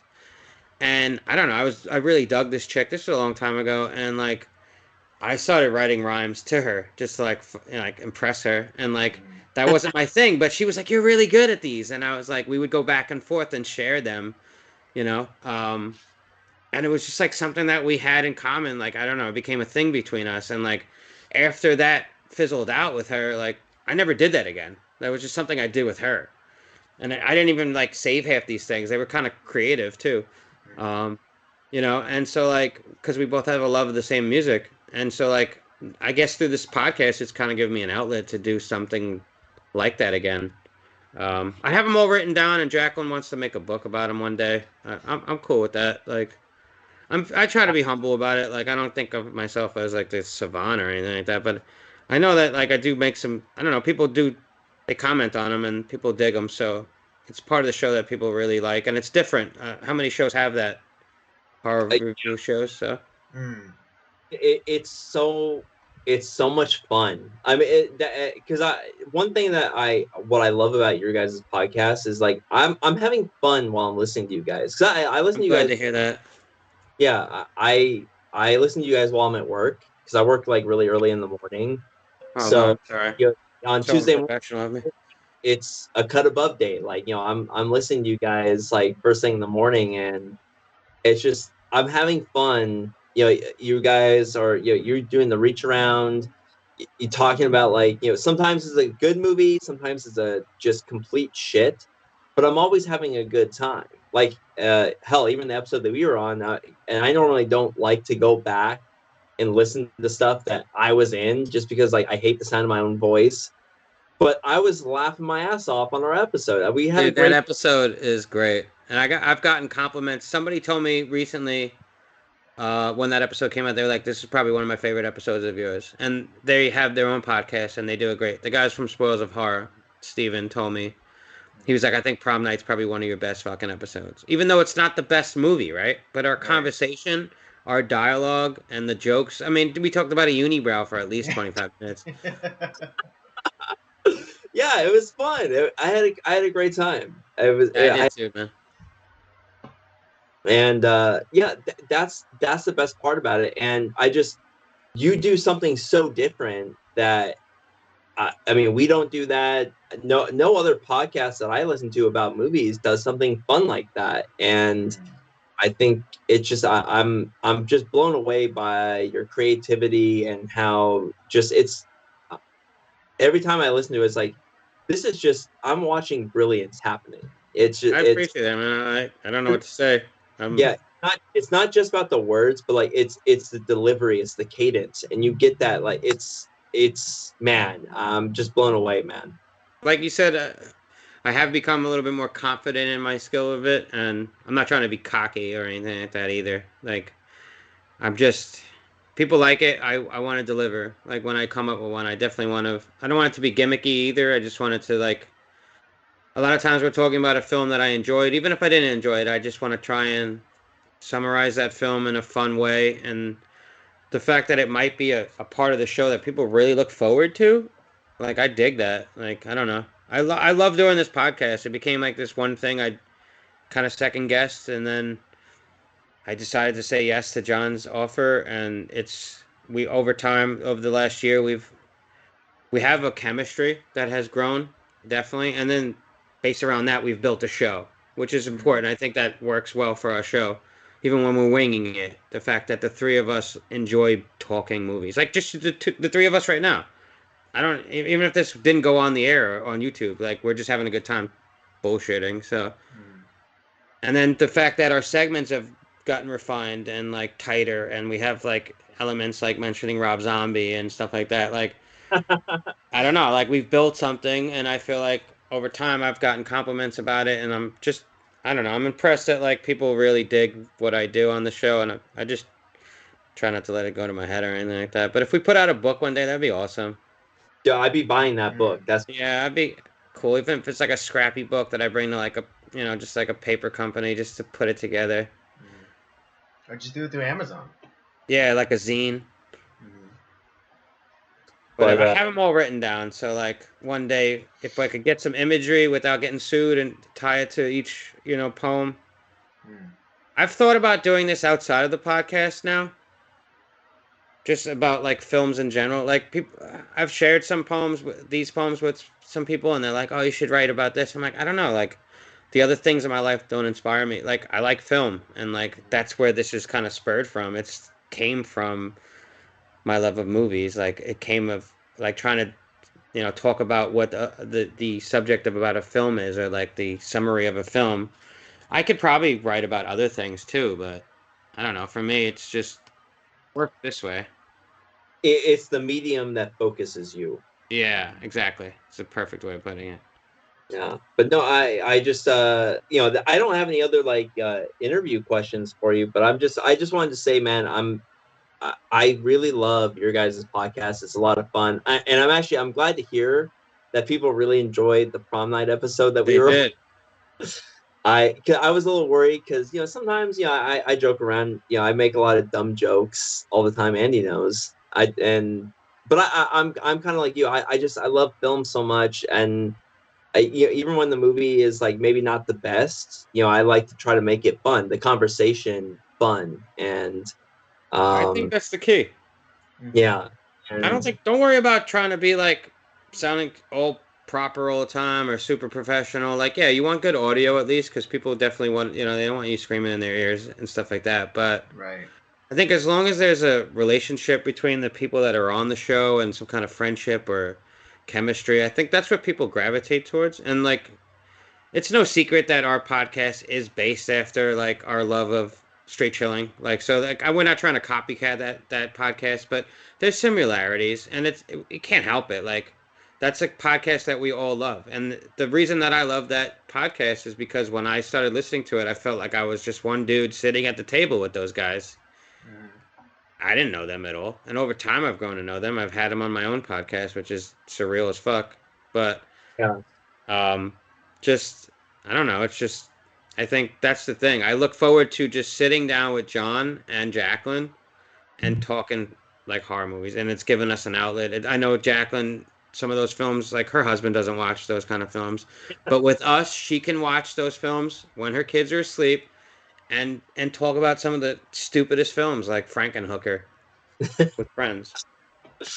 Well, it's funny too because there's a lot of films that we review that my wife refuses to watch just because they're way too old or in black and white, and so it's like, yeah. So I understand what Jacqueline is going through, uh, and then it's like then there's other like I was saying when we were doing I was telling John what we did with like Halloween. It's like my wife liked the Rob Zombie remake of Halloween better than the original. I'm like, oh, it hurt me to hear that, but I could kind of, from her point of view, I'm like, okay, I kind of get that. There's more there, but yeah, it's what you're saying too, like how you feel with like the Straight Chillin' podcast. Like when I listened to you guys, I was like, yeah, I feel like I'm right. And now that I've been on it, it's like I feel like I'm right there at the table with you guys. Like we're just talking about movies, or and I know our live stream on Tuesdays. Like Andy and I look forward to that every week. I'm like so excited that all right, we got our topics that we're going to talk about. We got the movie we're going to talk about, and we're gonna have a good time. Even if like we're talking about something like dark or weird, it's gonna be a fun time. I mean, there's definitely like a back and forth with you guys on your show. I like that. Mhm. You're like so like you're a film buff. I know that Andy, you're really into film. I feel like Rob's just like super into like anything he can get his hands on. He wants to watch. Where you have certain tastes, maybe. Yeah, my tastes are a little bit more discriminatory, Yeah, for sure. I get it. And Yeah. time is, sometimes you don't want to spend your time watching a film that's like weird or like not your taste. Right, But I right. feel I like mean, sometimes having a show like this, at least, it might, it broadens your horizon no, sometimes, or at absolutely. least the You're discussion is absolutely, good. absolutely. Yeah, because I mean, despite the crap that Rob makes me watch sometimes, he all, we sometimes, what is that? What's that expression? even a blind pig finds a truffle or two now and then. Yeah. So yeah, so every once in a while, I will find a truffle, and I will be pleasantly surprised. And some of those episodes, even if you don't enjoy the movie, the conversation based around it might actually be the most Yeah. entertaining for your listeners. There you go. That's right. Absolutely. Like, I know you probably didn't think prom night, like, oh, we're just going to discuss prom night on A Cut Above. But you know what? Like, that episode, I don't know. It's got good numbers. I checked the numbers. And also, like I said, I've gotten compliments from other podcasters who do really good shows too. And they just thought, I think because we just all just, it was a bunch of friends, just, even though I just met you guys that night, like, and we had a good chemistry. There was definitely there was like a familiarity. Yeah. With each other, even though we that was like the first time we were meeting, and Yep. but we're all coming from a place where we enjoy movies, and so I think that's what like really shined through in that episode. Yeah, definitely. But yeah. So, well, speaking of weird movies, why don't we get into our movie review? All right. Absolutely. So we're going to be doing. So this is the last movie of our Schlocktober month. We're going to be doing Tetsuo the Iron Man from, was it 1989? Yes. Yes. Yeah. Directed by Shinya Tsukamoto. Thank God you said the name and I didn't have to. I know, straight up canceled. Shinya Tsukamoto. Yeah. Andy, why don't you go ahead and give us a synopsis? I'm going to take a quick bathroom break. Oh, thank God. So am I. All Yeah, right. so- Everyone We'll be take a bathroom break. I'll give the synopsis, and then we'll get We'll into get it. Yeah. Again, Tetsuo the Iron Man from 1989. Shinya Tsukamoto, the writer and director, I believe. A metal fetishist. Woo! Hear that hurdle. Driven mad by the maggots wriggling in the wound he's made to embed metal into his flesh, runs out into the night and is accidentally run down by a Japanese businessman and his girlfriend.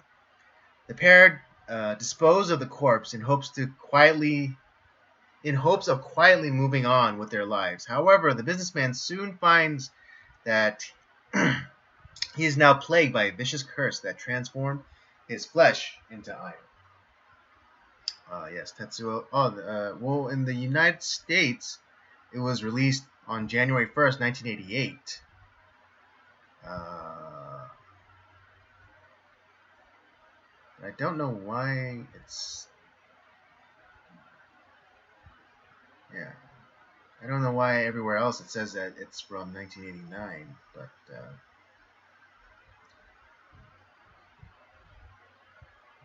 still, yes. But, this movie is highly... Okay, good, they're back, so... Okay, everyone's back from their potty breaks. So, all right. What a question, Hyrdaberg, a question that we usually ask on here. There's a couple questions. First of all, when did you first come to Tetsuo the Iron Man? All right. So I found Tetsuo the Iron Man through actually the Straight Chillin' podcast. They covered it on a very early episode of theirs, and as I was digging through the archives after I got into them, this is one of those films. And like I said, with their podcast, I tended to not. I don't know.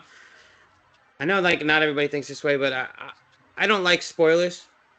I know some people are like, oh, I don't mind a spoiler. It doesn't ruin the experience for me. To me, it does. Like, I feel like there's a certain way to watch a film. You should watch it without knowing much about it if you can. Certain stories, can be ruined if you know too much. And then it's objective what people think is a spoiler. Some people think just telling you, oh, there's a twist. To me, that's just getting my mind ready to think there's a twist at some point. So I don't even want to be that way when I watch a film. So when I do their podcast, I used to like to watch the film first. And this was one of them. And I had no idea what the film was about. I started their podcast. I was gonna try and just. It was a film that at first I wasn't gonna watch because I was just like, "What is this, Tetsuo? I don't know what this is." It sounded weird. And as they were talking about it, I was like, "All right, I think I need to pause the podcast and go listen to the movie and watch the movie." And I did that. I had no grasp of what this movie was about after that. I watched it. It's what, an hour and 7 minutes? Yeah, it's a short one. Yeah, thank God it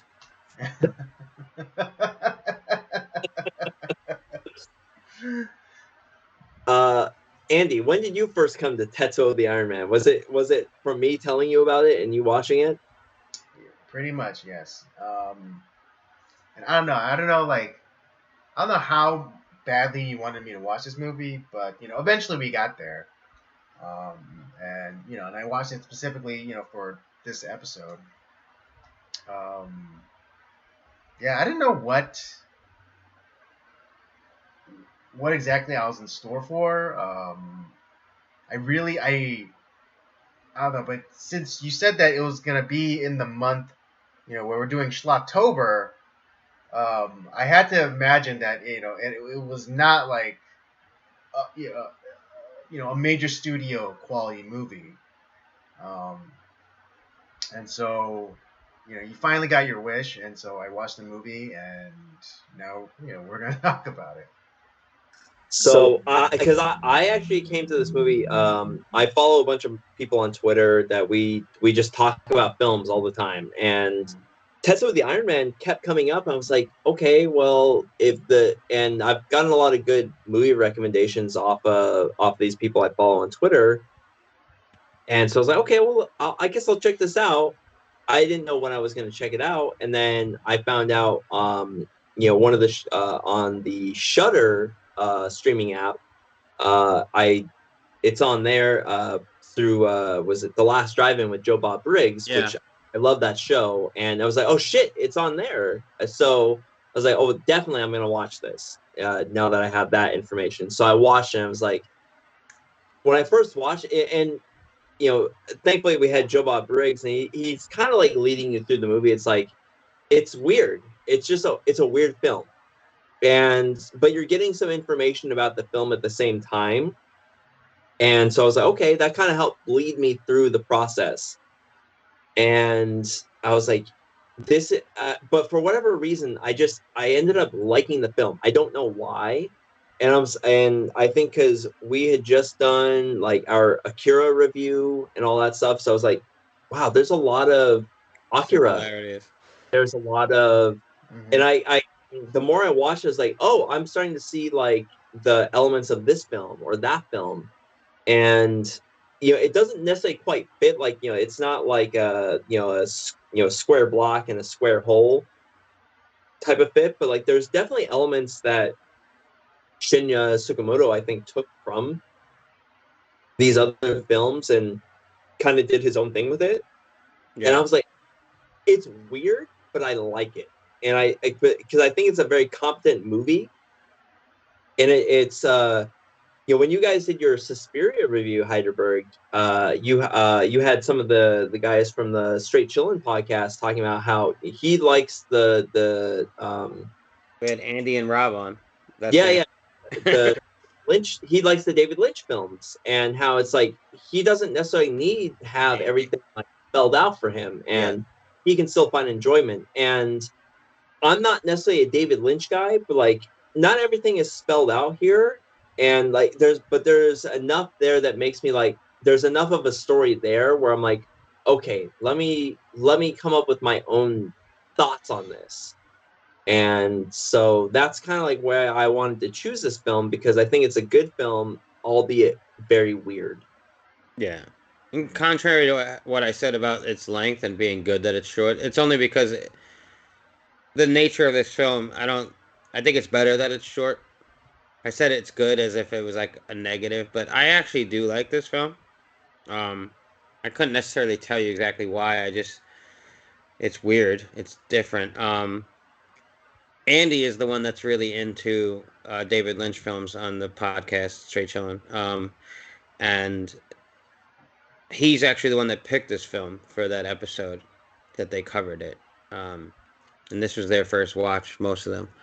And I definitely see like the similarities between, you said like David Lynch, like this reminds me of Eraserhead a little bit, and like Yeah. its scrappiness, the way it's put together, the black and white contrast with the grays.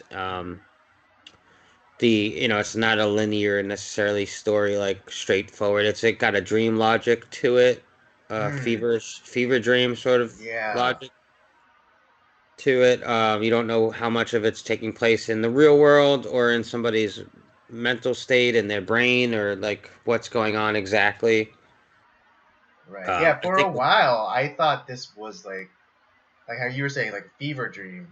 yeah, Yeah. I thought it was the guy who gets hit. That like it's like he's in a coma, and this is just like his mind just kind of going crazy while he's in a coma. So there are three things that I look at. Three stories that I think about when I see this film. And the first one I think about is A Telltale Heart from Edgar Allan Poe. okay, Hmm. So, that's because definitely a take that I didn't pull. yeah, because we are in the eyes of this. We obviously we start with the metal fetishist who is shoving metal rods into his body, which Yeah, is Right. fucking for one. But he gets hit by the salaryman, which is played by what the fuck is his name? I didn't even write down the cast because I didn't want to butcher their name. He's part of a band called Bachakabiri. I'm forgetting his name right now. Hold on. But he's salaryman, and him and his girlfriend run over this dude, Yeah, and they end up like grabbing his body, dumping him in the forest, and then having sex in front of him. Yeah. yeah, fucking weird. Which The business the salaryman is Tomorrow Taguchi. Yeah, Tomorrow Suguchi. Yeah, he's Joe Bob Briggs described him as like it's like three feral cats that are dying singing. That's what his band. That's what his band's. Oh, I'm gonna download them right now on iTunes. Let me tell you, that sounds right up my alley. uh, So you have the metal fetishist, but two people having sex right after a hit and run in front of their victim, who they think is dying and or dead. That right. sounds like a fetish as well. Like Oh Yeah, yeah. You know what it reminded me of? I don't know if you guys know about this movie. Crash. Yeah. Well, It- this movie has like undertones of a Cronenberg film. We have the body horror. right. yeah. We have a lot of similarities between a Cronenberg film. Uh huh. That was another Yeah. thing. It's very David. It's Lynchian. It's got Cronenberg vibes. It's Hmm. got Akira vibes. Akira was made a year before this film, or came out a year before. Yeah. I was listening to an interview, the British Film Institute interview with Shinya Tsukamoto, which was I think it was like some like the 30 or like the 20 or 25th anniversary thing of his film, and they were talking to him about it. And it's like, yeah, he and the director talks about how he feels that his film is like the little brother of Akira Okay. because he spent a good amount of time talking about Akira and how like he really loved that film, and there's a lot of elements of like because Akira, if you think about it, there is a lot of body horror in that anime. It's beautiful, but Yeah. it's Hmm. fucked up. The character Tetsuo, Yeah, Hmm. his body morphs into like a creature who's like part machine, part mutant, like flesh monster, which is Right. very reminiscent of what our final form of the Iron Man is in this. yeah. It's grotesque and monstrous. It's Hmm. kind of like a live action version of like what would have happened in Akira. Yeah, it Yeah, is. yeah, a lot of there's a lot of like anime physics going on, like kind of like the super speed going, racing around town, and and the chase. I wonder how much of that is also budget too. Yeah, yeah, yeah. I'm sure. This film was made on the super cheap by like a up and coming filmmaker. Right, yeah, shoestring Um, budget for sure. yeah, Yeah, a lot of that stop motion was probably just to hide like the fact, like just being in black and white also was probably just to hide Right. some I of. mean, yeah. I mean, I'll kind of like one of Rob's favorite comedies, Clerks. That the only reason why Kevin Smith did in black and white because that was all he could afford. Which kind of, I don't know. I'm like a stickler too when they did the sequels to the Clerks films and they Oh weren't yeah. black and white anymore. I'm like kind of like, eh. That's why I don't watch I watched the second one. I was like, this is bullshit. It was like, why is It's not necessarily a bad movie, but it's not the sequel to Clerks Yeah. I want, you know? Right. I, Yeah, it's like watching, the old I Love Lucy, Yeah. episodes in black and white, and then when she did, like when she had her own show, and it was like in like the late '60s and stuff, and it was like in color. It's like, this isn't Lucy. or doing what I had to do with Psycho and watching the remake. So my What? watch it. That's horrible. Yeah, you tell me about that. That's horrible. That's true love, though. The fact that you had to watch that. I know instead. you must really love your wife, Rob. Also, like, if you're trying to show your wife Psycho and make her appreciate Psycho, and she doesn't want to watch the original, just give up. Don't make her watch Vince Vaughn's version, because that's not gonna make you love it. She's not gonna want to go back after seeing that and be like, "Oh, let me watch the original," because that was a banger. It is one because she refused black and white film, so she's definitely not watching Tetsuo with me. But then it's like she was like, okay, well, she liked the premise of Psycho because I was telling her about it. It's like, okay, she's not gonna watch it in black and white, but I know there's a shot for shot color remake of the original. It's not good. I guess maybe she'll like this. And then she ended up not liking it. And I'm like, so I sat through this and I tortured myself. Like for nothing. Who was that? A Gus Van Sant movie? Yeah. Oh yeah. Gus Van Sant. The guy who did Good Will Hunting. Which is a great film.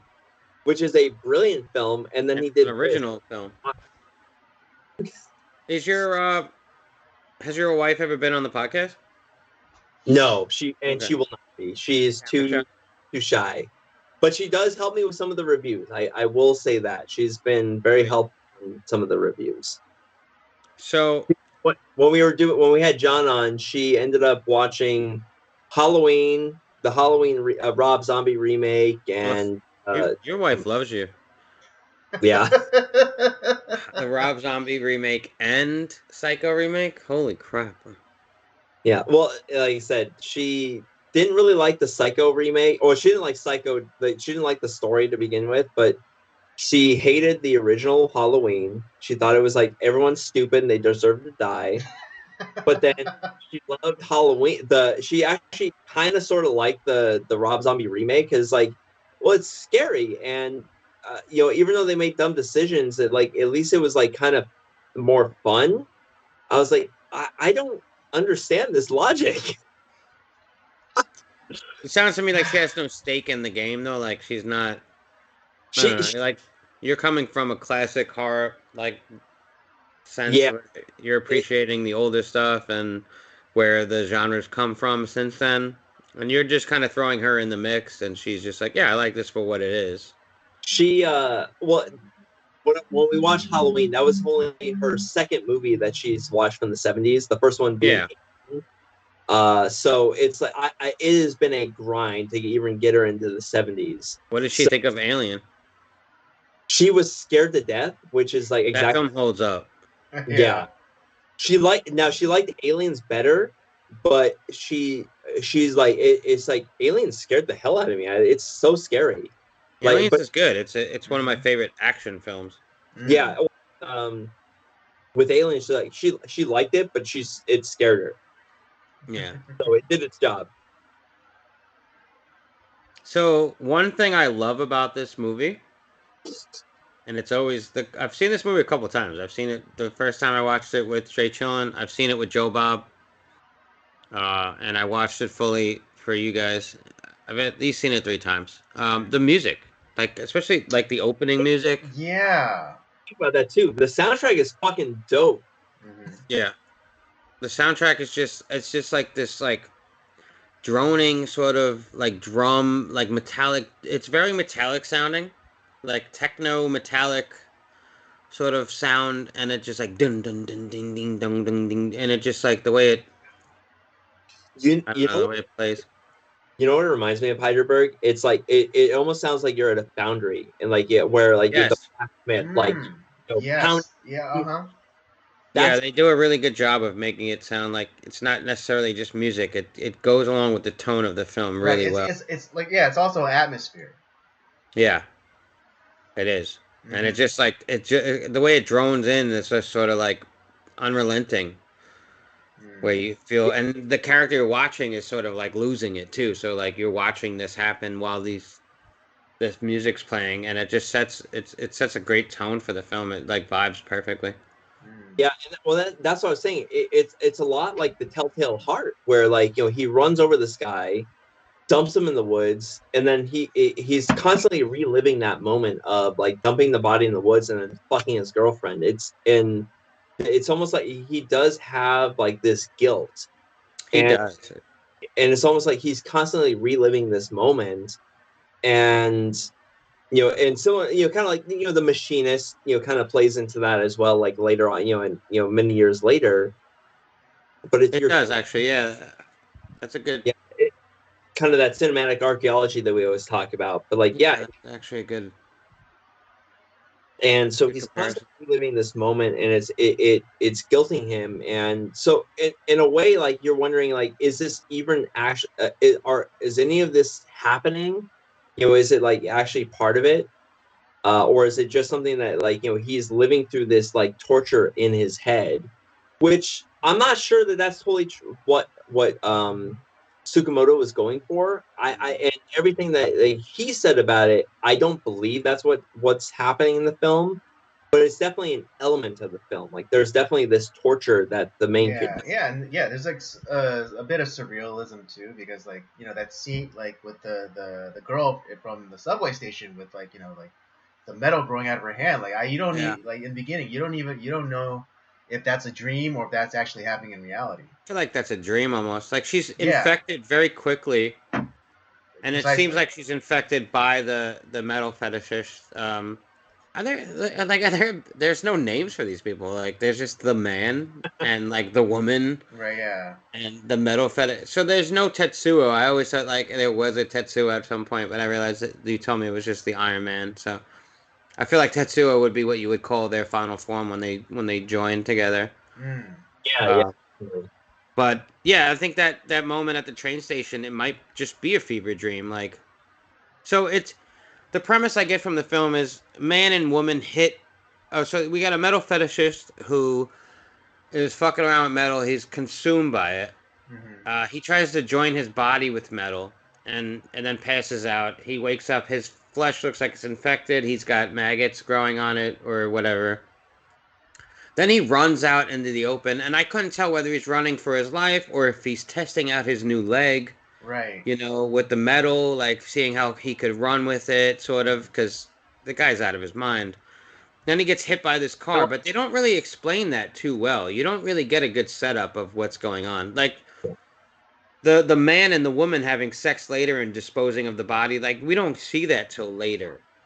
So what it seems is like their act of like hitting and running this guy, but disposing his body like he was dead. It's like the man was cursed, basically, from doing this, and like that's why our main guy like starts transforming himself, and then somehow through that, the metal fetishist is like cocooned in a sense, and like I don't know if it's in in the man's mental state, or he's cocooned still where his body was left, or whatever. Because he ends up being reborn out of the woman.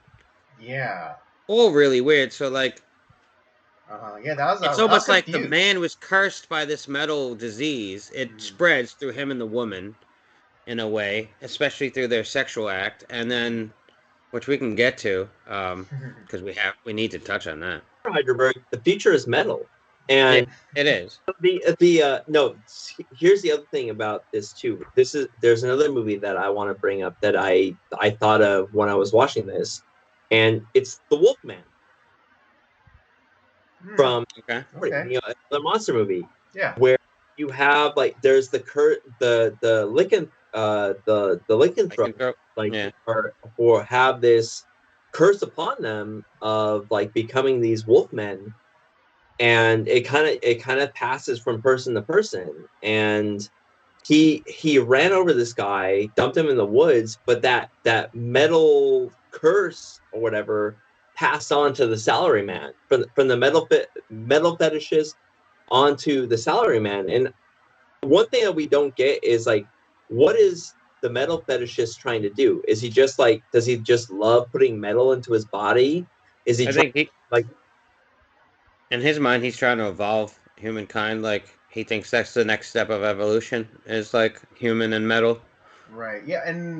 And also like just the I don't know if he's like in an old gym or whatever, but like the images of like the athletes, and so Yeah, what yeah, is like with that? yeah, like maybe he's like trying to upgrade his body. That's what I thought. Are those like his Yeah. inspiration? Like the Right. little yeah, clips, the cutouts of Hmm. like gymnasts or no, not even like I I don't think it know, was track triathlons stars. or Yeah, track yeah, stars or track something. stars, like sprinters or whatever, like Olympic runners. he's trying to Is become, that what he aspires to be? Like we don't get any backstory of what like the fetishist or even the salary man is like. And I don't need that necessarily. This story is not meant to give you all that. Like I get Right. that. It's like a just a cutout of this one. guess about like what would, that's the fun part of this film. It's Hmm. not telling you everything, so we have to guess, and that's the fun. Yeah. Like so at first I didn't even think that the woman that was with the man was his girlfriend at first. I thought maybe she might be a prostitute. Same. Yeah. And I wasn't sure was that the woman he was talking to on the phone? Like was the woman on his phone his girlfriend and he's in like this boring Right. relationship where all they say on the phone is hello, hello. Mushy mushy. Mushy mushy, Yeah. hello, hello, hello. But then in the real world, he wants to live out fantasies or fetishes, if you will. And so, like, he picks up a prostitute and ends up banging her in front of this dude that he kills with his car, which is also made of metal. So And where he's also getting pegged by like this metal cock. eventually, yes, he gets pegged by the woman who transforms. And then that's when his transformation, like, escalates Hmm. through sexual desire, right? Right. Yeah, manifest through the most the most blatant uh Yeah, it's prop weird the way yeah she blatant prop penetrates I've him. ever seen. The the one thing, oh god, that was so weird. Like where he has like this like a metal electrode like poking out of it. It's like, oh, it's like a little zip, but it's like this like weird It electrode bursts. poking out of him. Yeah. I think that one of the grossest parts of the film, like I have a there's something that like I can't mix food and sex. It's just like it's so weird to me. They finish like banging like in like this crazy fashion, but then like he's like cooking like this stuff on this like pan, and it's like I don't know what the fuck is in that. It's like it looks like some sort of like sausage and yeah, Yeah, it's it's a like Yeah. cultural thing too. I don't know if that's something. no, like I said, I eat a lot of Asian food. My wife's Korean, Yeah, and it's like I haven't seen anything like that. It maybe it was because it was black and white, or they were just trying to make it look gross, but it looked disgusting. And it's just like, oh, constantly like scraping. that's where I got Lynchian vibes too. Like he's scraping Mm-hmm. the fork on the thing. Mm-hmm. Yeah, Ugh. he feeds her, which is sort of like a sexual act too. Like, and then Yeah. she, especially when she licks the sausage. Like, obviously, we're not Yeah. supposed Yeah. to. Oh, And then she's like licking and biting on the fork, which is Yeah. metal.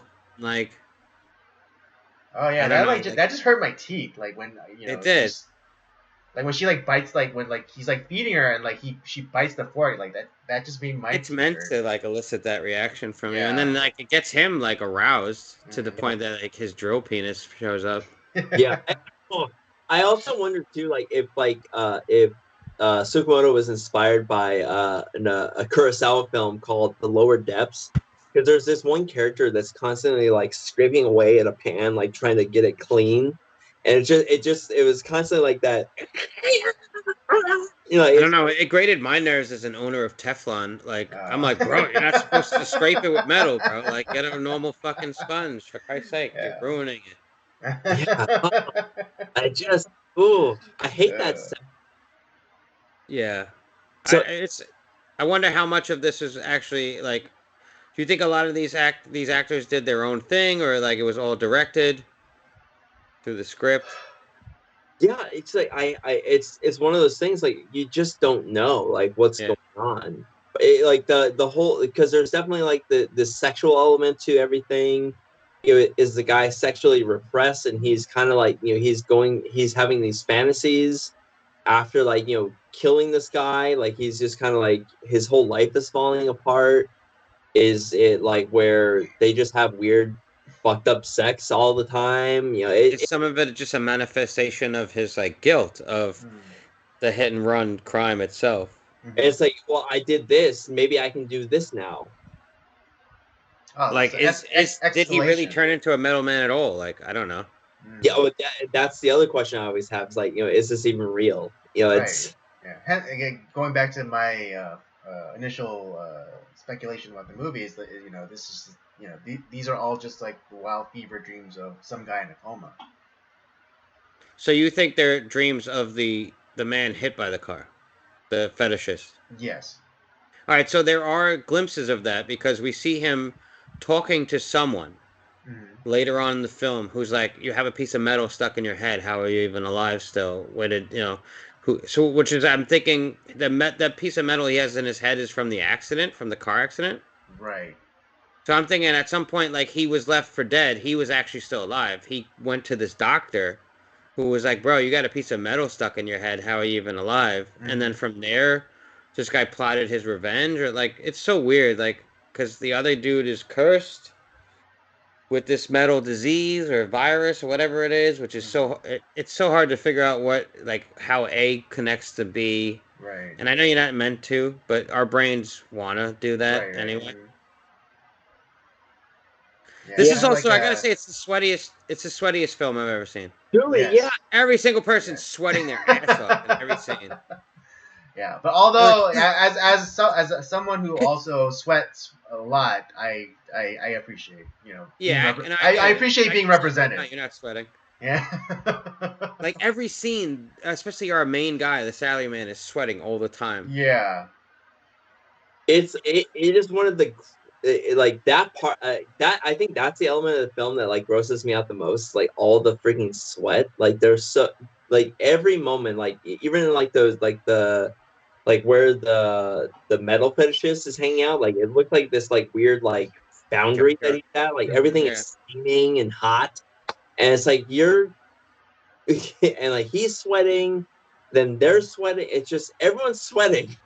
It's weird. Like the fetishist looks like he's in like a cocoon, almost like he's being rebirthed. Right. Yeah. Surrounded by like wire, like metal, and he's getting wires, more and he's getting more powerful as like the man is being consumed by the metal, or he's the metal star child from So it's like as he grows, the metal man grows or deals with this curse. The fetishist is growing in power as well, or being reborn because he's hurt from the accident or whatever.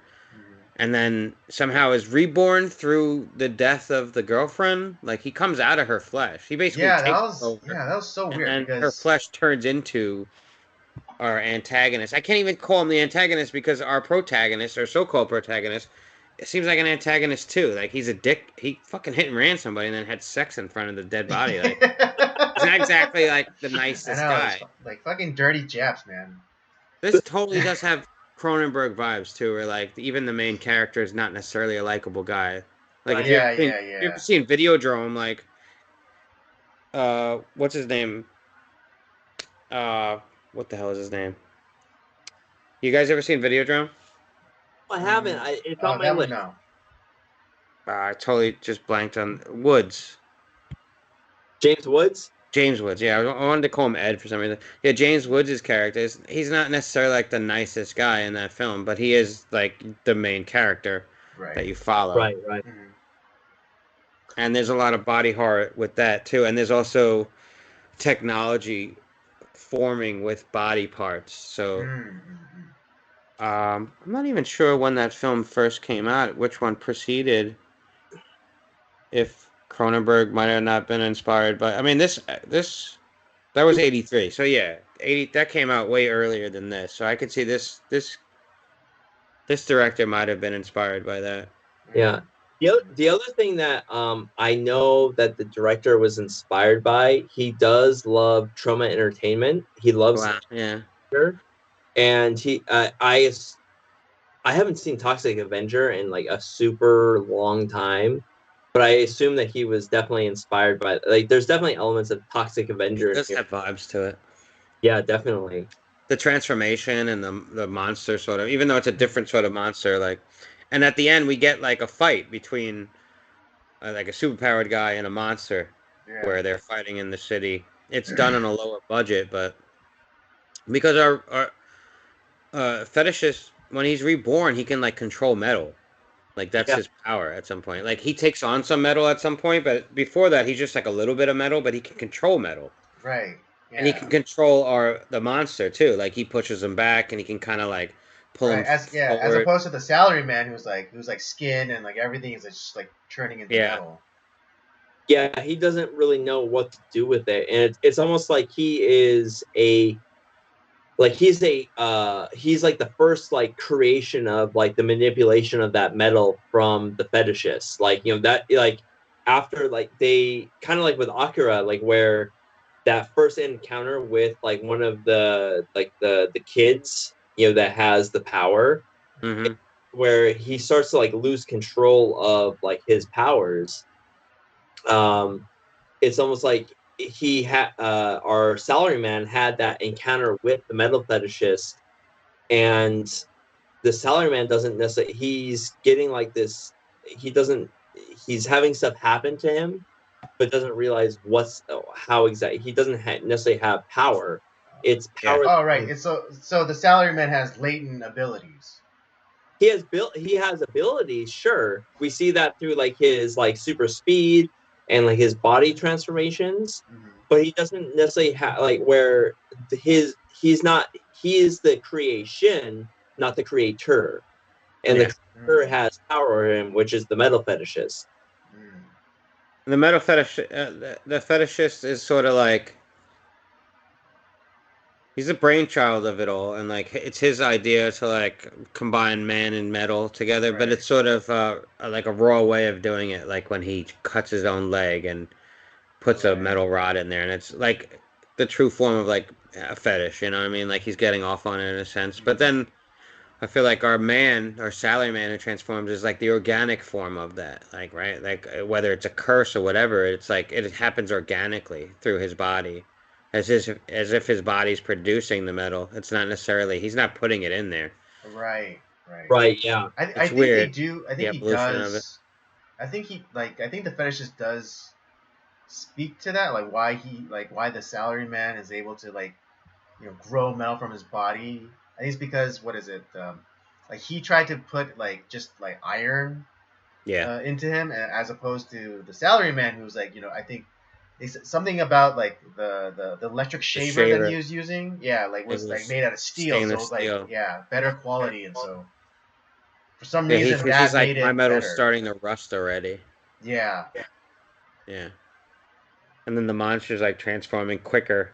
He's Mhm. having like upgrades fast. Like as soon as he interacts with the woman at the train station, he like starts transforming quicker. And then when he gets aroused with his girlfriend, that whole sex scene is just crazy. Yeah. It's The back and forth, like they have sex, normal sex. It starts out as, and then yeah, she pegs him, Mhm. which is Yeah, like, but it's why so is weird she that she metal? did not like freak out at all. She's like, no, I'm kind of into it. Yeah, You know? because she's a fetishist also. So it's all about different sort of fetishes. This is definitely like a Cronenberg type of film. I got a lot of vibes with that. And then the aesthetic reminded me of like David Lynch. Mm. But yeah, it's such a weird fucking film, but I just, it was one that I couldn't turn away from. I love the soundtrack. I thought I thought the transformations, like all like the turning into the Metal Man, and like some of like Stop motion. towards the battle at the end, like all like the metal like kind of like forming like the weird manipulation of the metal. I thought the special effects on that end, despite it being like a super low budget film, was amazing. It is pretty cool. Like even though you know that this dude just got like duct tape and garbage like tied to him, like for some reason it works. Like the way they do it, it looks like, especially because it's in black and white. I think if it was in color, you'd be like, this looks like trash. But like Yeah, the yeah, black and yeah. white adds to it in a sense where you're just Right, like, yeah, it's yeah, this like works for me. Like right, because especially metal's since are because we think metal, so we think of like kind of grays or Yeah, exactly. It's like a silvers. cold. Yeah. Yeah. And the contrast of the black and white mixed with gray works perfectly with that. And then like, when we get the soundtrack droning in, it sounds like metal being drummed up, and I don't know, like you said, you got the setting with the foundry and everything. It just all kind of works pretty well. It's like all the elements kind of just lined up for this filmmaker, I feel like, and with the runtime, I think it's a good film. And I don't know, it's not something like, had you introduced me to it when I was younger, I probably would have fucking trashed this thing. I would have been like, I don't understand it necessarily, but I don't need to understand it. I don't have to understand it 100%. Right. Yeah. I can take from what I will. Like, I was trying to think of like, what do you think this film's trying to say? And I don't know. There's obviously a message about like fetishism and technology, like the need to do body modification by some sects of people. Like they want to modify their bodies. Like we see a lot of that nowadays. We see a lot of people adding different foreign objects to their bodies now. Oh yeah, I mean just like piercings. Piercings in general. Like some of them are just accessories, but it's become more of a way of life too. Like people putting piercings in parts of your body that most people wouldn't think of. I mean, we've seen that with tribes too, like older tribes putting lip rings in and stuff like that. Plates in your lip, and so that's always been a thing. True. And to think like, oh, why is it weird to put metal in when we're a race of people, like our species has become so reliant on technology. Like obviously that does kind of seem like maybe the next evolution for us is to start, and we're obviously putting chips and stuff in our bodies already. Like that's going to be a thing. Like this movie definitely, it just takes this movie takes it in a different kind of way. Instead of like cyborgs and in the future, like this is sort of like a fever dream monster film. Right. Where, it's like it's not like this clean, like sterile, like perfect limb, but it's like this. It's raw. It's raw. Yeah, exactly. That's a good word. Raw and unrefined. Yep, like metal, right? Metal's got different forms to it, and and then like the way like they use just like junk becomes like his body, and it makes him stronger and bigger and like a different. He's mutating constantly, which seems grotesque, but at some point, like I don't know, this film tries to make it seem beautiful too. Especially the fetishist sees it as beauty. He says like your brain's gonna turn to metal, and then when they like fuse together, like a la fucking Voltron. Dragon Ball Z. Or Voltron, they fuse, and there's a moment where we see their subconsciouses together. Right. And their human form, right? And they're joined by the arms, and that's like basically like their actual personalities, their subconscious, coming face to face with each other, and then they form. And it's weird. They're like adversaries, but at some point they become just one. Yeah, like even like the salaryman, like he's more or less become just an appendage to the fetishist, but he's like. And he says, "I feel great, though." Yeah, exactly. And like ooze comes out of his mouth. It's gross. Yeah. Oh, why does the dude has an Uzi in his hand all of a sudden? It's so weird. That's the one. Yeah, that is a weird. It's like you can control metal, but you still need a gun. Yeah, he's just got an Uzi in one hand. I don't know. Maybe just so us as a viewer could like relate to it. Like, yeah, I get that. He's got an Uzi. That's just his new dick. That's just his new dick. Yeah, there's a lot of dick stuff. Like the drill dick is just insane. Yeah. I love that. That's how he kills his girlfriend eventually by accident, by getting a Woody. Yeah. Although it was weird that when she died, like I don't know why she wasn't affected by the curse, and she like I don't know, like Mother Nature's it out, and like flowers grow on her when she dies.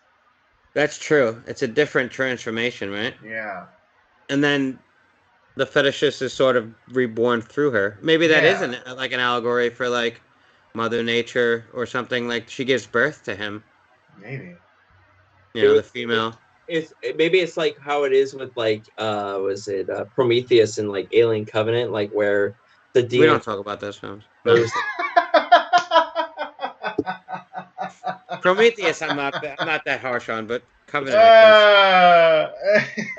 Like we have like this dude that like it's like the DNA changes, and like the salaryman, it like when he like fucks her with the drill dick, it kind of like it's the metal fetishist is reborn through like the corpse of the woman.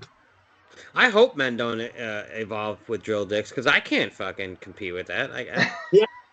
My dick doesn't move like that. And what am I gonna do? We're like guys like us are obsolete after that. Exactly. Yeah. I love how I brought another schlocky film into this to explain. Uh, Yeah, I'm not a big fan of Covenant, but I didn't hate it, but like, yeah, I understand why people hate I it. don't like that it retcons one of my favorite films of all time. True. Yeah, I'm not a fan of that. And it's made by the filmmaker of that film, which I don't get. Like, why are you retconning your own work? Doesn't make sense to me. yeah. Um, yeah, but whatever. That's not the film we're talking about. But yeah, I don't know why I like this film so much. This is not normally a type of film that I would really get into because, like I said, I'm not a huge David Lynch guy, but this film just works for me for some reason. I found myself gravitating towards Tetsuo the Iron Man. I maybe it's the soundtrack, maybe it's there's not really a lot of dialogue either. No, there's not a No. lot at all. It's almost in a lot of ways it's almost a silent film outside of It like might maybe be better off that it is. yeah. Yeah. There's a lot of Yeah. there's a lot of that. I don't know what Yeah. that means. I don't know if that's a Japanese thing more or like, but if you're into ASMR, by all means, really Yeah, have at watch this. You'll probably get off on it. it. Yeah. But between that and the sweating. Yeah. Sweating. Do you know do you have any trivia on like this film, like how long it took to make or anything like that? That I couldn't find. I was trying to look through like the interview that I found with Shinya Tsukamoto. I actually listened to a few different podcasts and like stuff about this. Nothing about the actual like how long it. I know it did take some. I know. I think it ended up taking them. It was like a 6-month shoot, but they Okay. split it up. And as time went on, the he had like a fairly large crew to start off with, but as time went on, like it was I guess it actually I think they actually were sweating. I don't think that was like it was Like summertime in Japan.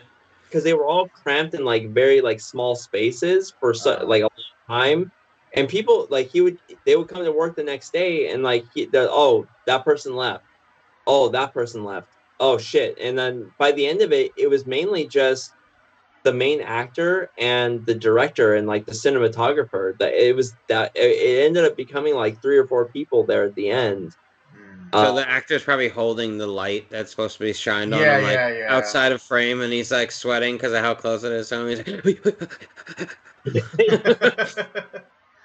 Yeah.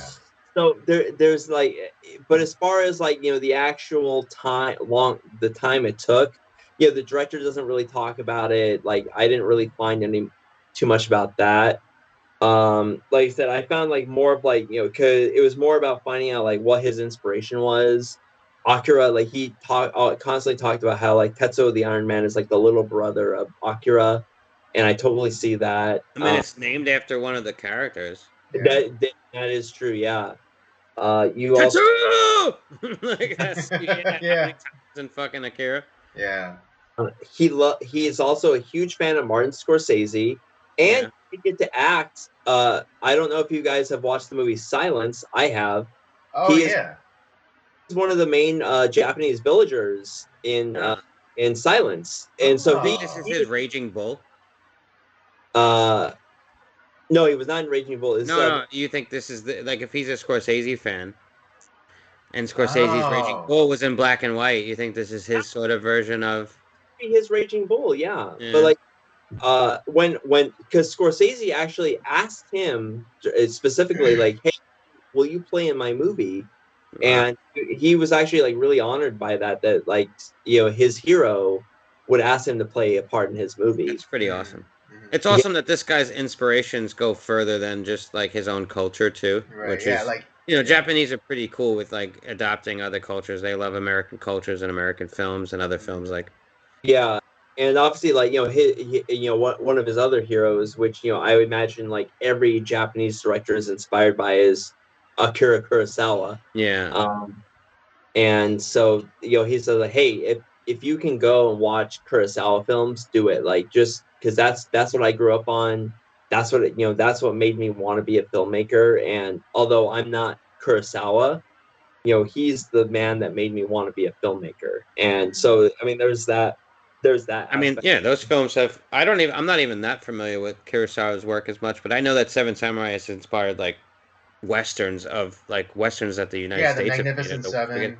yeah, Yeah, like that that too. story's been retold several times. Yeah, Yul Brynner watched Seven Samurai and is like, "Fuck, we got to bring this out to the West." Yeah, And yep. that's where he was the guy that brought Magnificent Seven to us. Which is a great film. Yeah, and hell, Mhm. even the remake of Magnificent Seven is amazing. I It's never saw that one. Yeah, the it's Denzel one. It's good. It's I good. like Denzel. Yeah, would Chris recommend. Pratt's in that too, right? Mm-hmm. Yeah, even Vincent though D'Onofrio, Ethan Hawke. Okay. It's pretty star-studded. Or I mean, it's the talent stack is high. yeah, I don't necessarily like remakes, but this is a competent remake. It's really Yeah. good.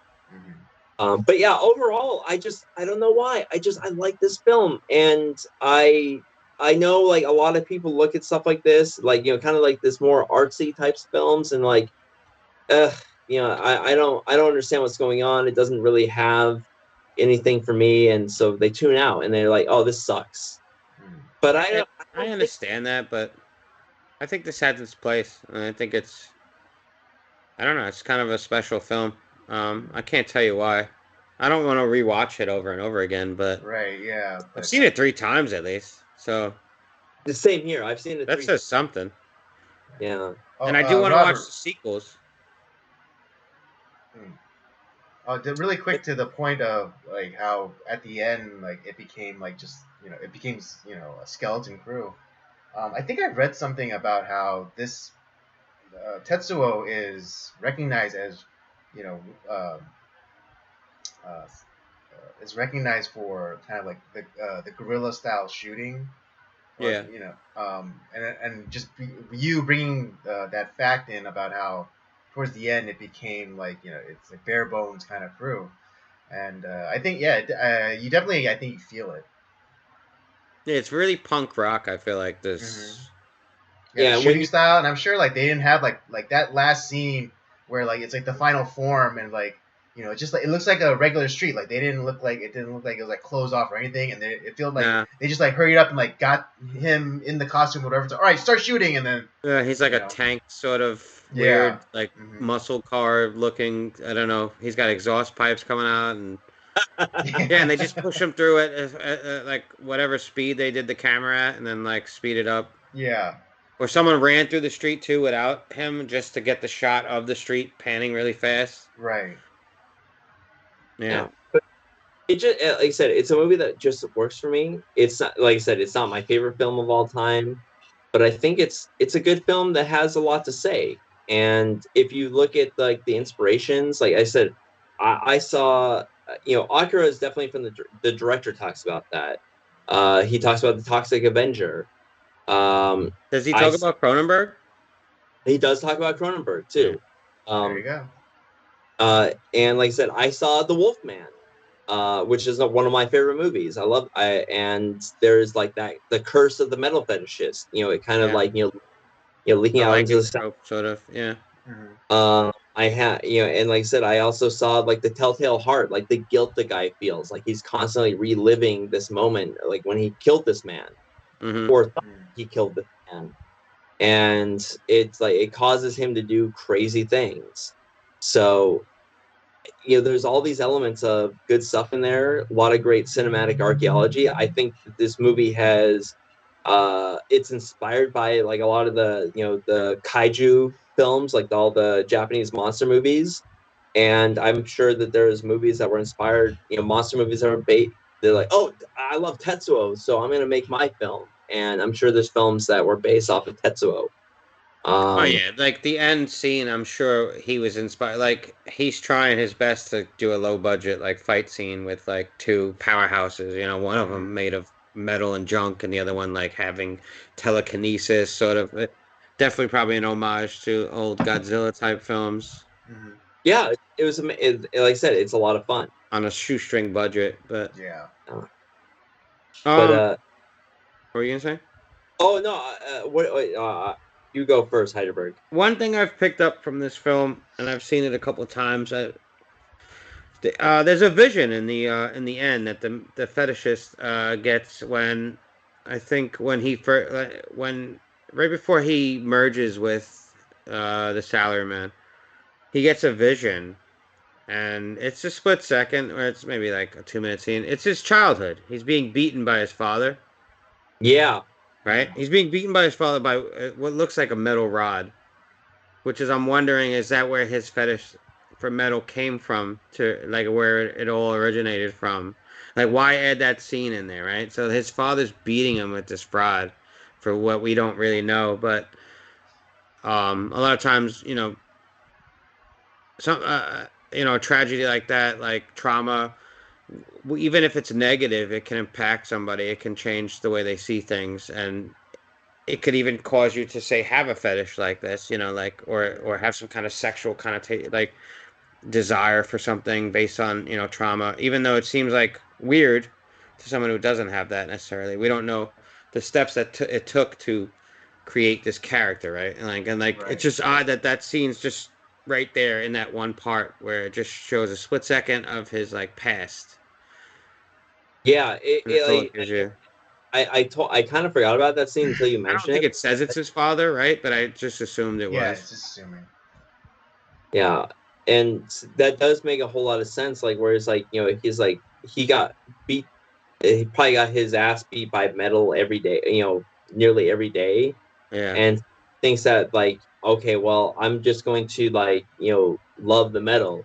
yeah. Like, Mm. like I said, a movie I just rewatched recently was Good Will Hunting, where I was just Matt Damon's thinking the same thing.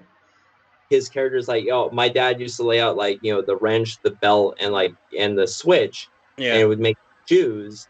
And Matt Damon's character's like, well, I chose the wrench because fuck him. Hmm. And so the metal fetishist probably is like, well, I'm just gonna like shove my body full of metal and I'm gonna And he become can't metal. hurt. Yeah, I'm gonna become metal. That's interesting. Yeah. And yeah, two movies that I never thought I would, compare together. Goodwill. Tetsuo. But you know what? It's there. The comparison's there. Hmm. Yeah. Absolutely. That's actually a good. I would have never thought Good Will Hunting. So that's. I Mm. haven't seen that film in a while. But yeah, that is a scene. Now that you're talking about it, like where he talks about his beatings Hmm. and his childhood. And I just thought it was always. I picked up on it when Joe Bob did it. I didn't pick up on it my first go round, but when Joe Bob did it, and then now, it's just gotta have. It's gotta have more meaning than just like a quick scene. There's a reason that it's there. Right, right, right. Yeah, definitely. Yeah. Um, I And mean, like yeah, and it most definitely movies, you probably could, describes exact. What's yeah, that, for Andy? most movies, you could, like whatever the author or director like puts in front of the camera, like it's for a reason, Yeah, and so And Shinya Sugimoto is not doing stuff for no reason. Like, he does look like a guy that does have a vision, although it's definitely done in an artsy way.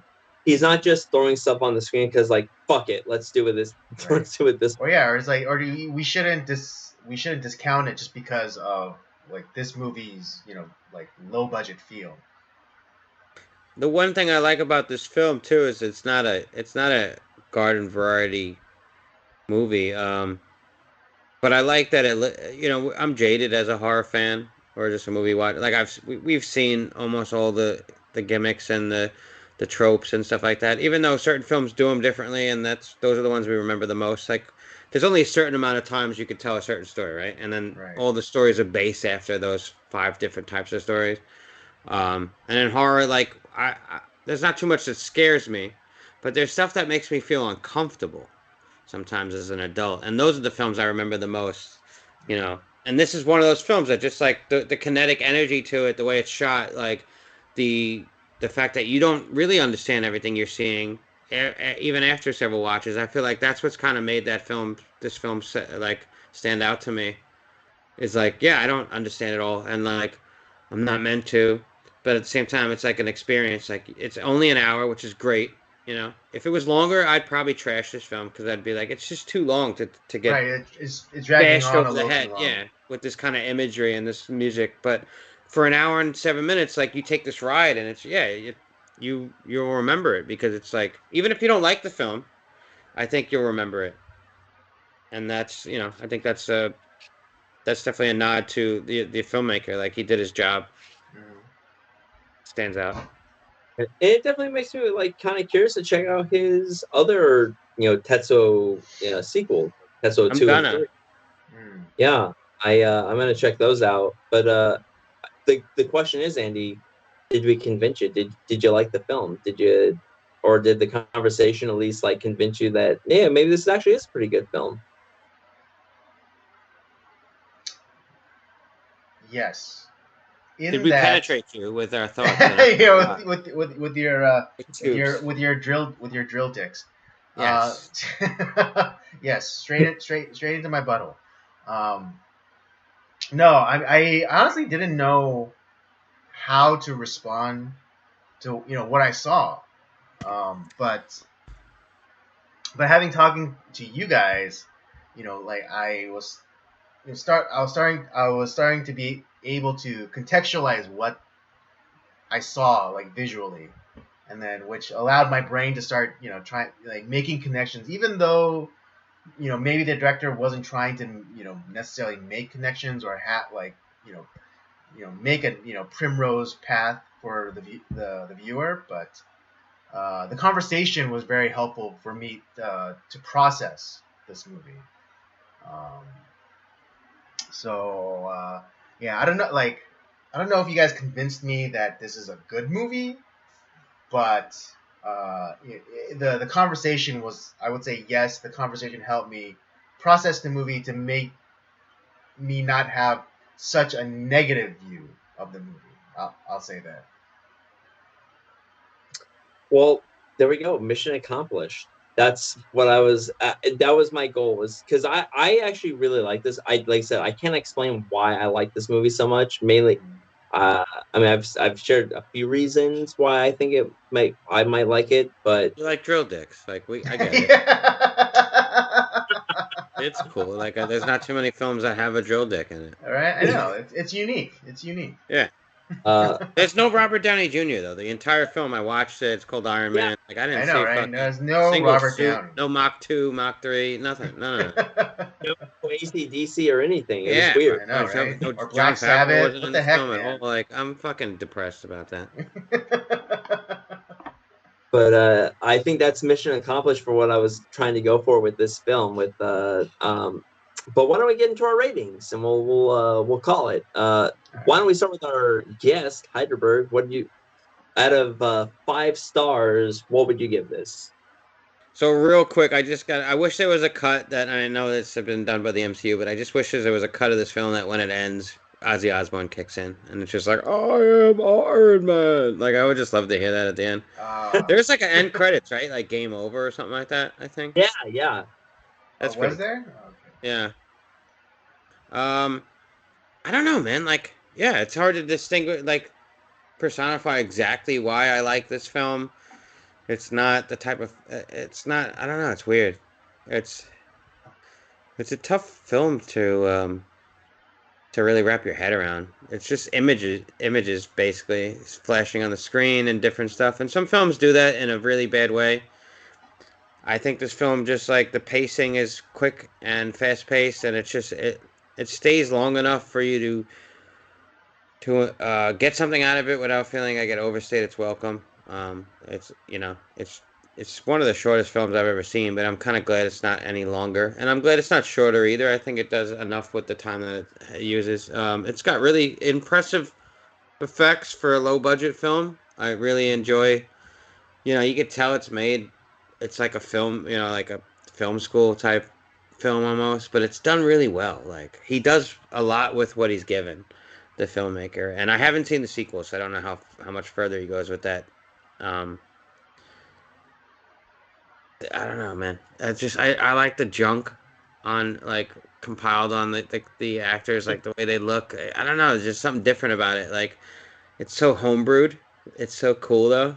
It's great. And Mm. yeah, it's and the stop motion is just like even if it was just something he did with his budget, a constraint, like it works for the film. It adds an aesthetic to the film that maybe wasn't necessarily like intended, but it just adds to that. Like the vibe of the stop motion. Even when we get our metal fetishist later, when he's like flying through the streets, like coming to the man to confront the monster or whatever. Like I don't know, it's really cool. Just the fact like I like the black and white. I like the fact that like there really is no main character. Like we follow one character, but is he the good guy? Is he a bad guy? Like he does bad things. Like our fetishist, we don't really know what his intent was to begin with. Like was he a good dude? Was he? I don't know. He's shoving metal rods in his leg, but that doesn't make him bad. We just don't know enough about this world, but it definitely makes me curious. And yeah, it's just a cool film. I definitely want to check out the rest. I bought the box set when it comes. I think I'm gonna wait to watch them until I get them on disc, and then I'm gonna watch them that way. And ever since I've seen this film, I just definitely remember it. So when you picked it for us to watch, I was like, all right, I'm cool. I'm cool with that film. Like I know it's gonna. I didn't know how Andy was gonna take it, but I knew Rob. I knew you would. If the fact that you picked it, there was gonna be something about it that you enjoyed enough. Yeah. So what am I doing? A 5 scale? Yeah. Yeah. Yeah. Uh I'll give it like 3.75 drill dicks. Okay. Yeah. I would say this film fucks if we're gonna go based Okay. on a cut above scales. All right. Andy, how about you? It fucks with a drill dick. For me, 3.75. All right. I'm gonna give this a solid 3. Solid 3. Again, you guys helped me process this movie. And if Rob just made me watch this movie for the sake of watching this movie, I would have probably rated this much lower. But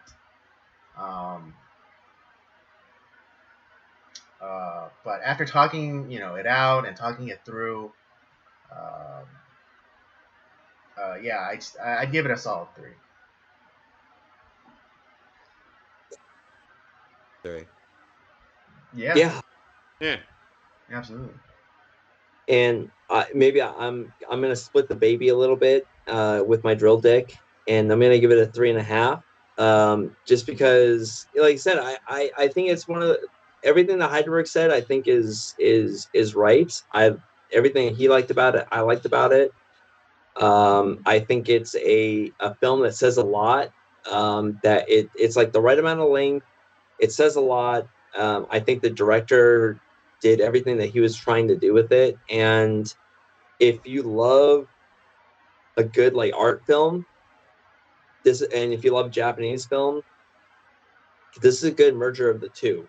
And you can definitely, if you're a cinephile, you're gonna see the stuff that this movie was inspired by, and you're gonna see stuff that this movie inspired by itself. Like there's other people that watch Tetsuo and they're like, fuck, we're gonna make our movie like, we're gonna use elements from Tetsuo in our film. So it's yeah.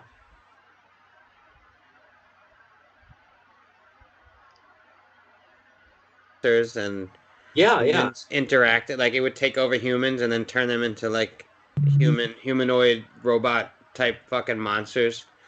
It reminded me when I was watching the end of Tetsuo, where like all the wires and stuff are like wrapping around arms and stuff like that in stop motion. It reminded me of those sort of scenes. And like you said, Crash, that's another one too that like it's definitely coming off of this. So yeah, exactly.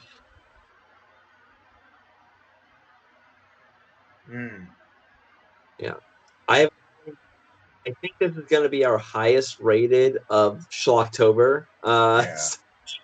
Because Cop Out did not do well for either one of us. I fucking hate that movie. And then I know Wild Wild West and France also did not do very well either. October, is it all Rob? No, this is all Rob. So next month is Andy's.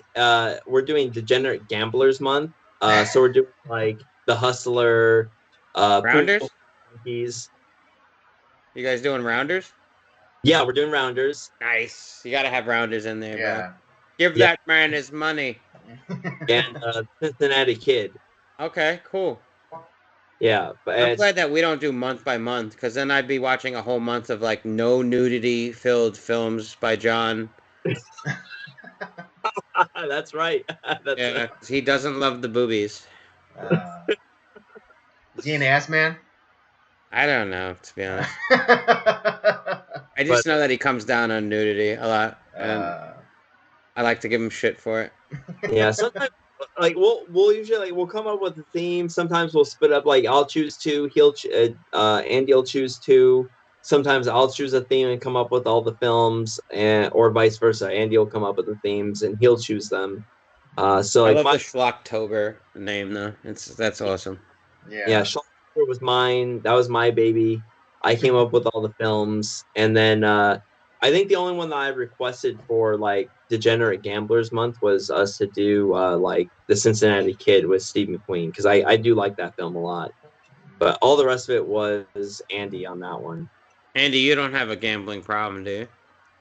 You like to gamble? No, but I bet I could beat. But I bet I could beat it. Oh yeah. But no, it's hard because he wanted to do like Pool Hall Junkies, so I was like, I was trying to fit that in as a theme. Yeah. That movie. I love that movie. I love that movie. I think like once we mentioned that we were gonna do that, I think I've seen it like 10 times now, and I can't get enough of it. It's so good. Those are all good films. Mm-hmm. Yeah, I'm gonna have to listen in, especially Rounders. I've just always liked Rounders since I saw it. Yeah. Well, we'll let you know when it comes on. I think that's gonna be like probably like the third movie that we do for the month. And you're doing The Thing in December? Yeah, we're doing the thing. So we have a limited time in December because we take a 2-week break off for like Christmas and New Year's. So we're gonna do Snowpiercer and The Thing. Snowpiercer, nice. Mm-hmm. Yeah, That's based on a graphic novel. Yeah. I've never watched the show. I haven't seen the show either. Yeah, neither have I. Yeah. But I love the movie, so We gotta have you back on A Cut Above soon. dude, what you let us know, man. We'll be on. We'll come on. We'll do whatever. Maybe we'll have you on for something good this time. Yeah, just give me a couple weeks. I can dive into some trivia and some notes and all that fun stuff. Hey man, we just wing it anyway. You don't have to come that professional, but that's up to you. I'm a weirdo like that. I'm sorry. Yeah, I dig it. I dig it.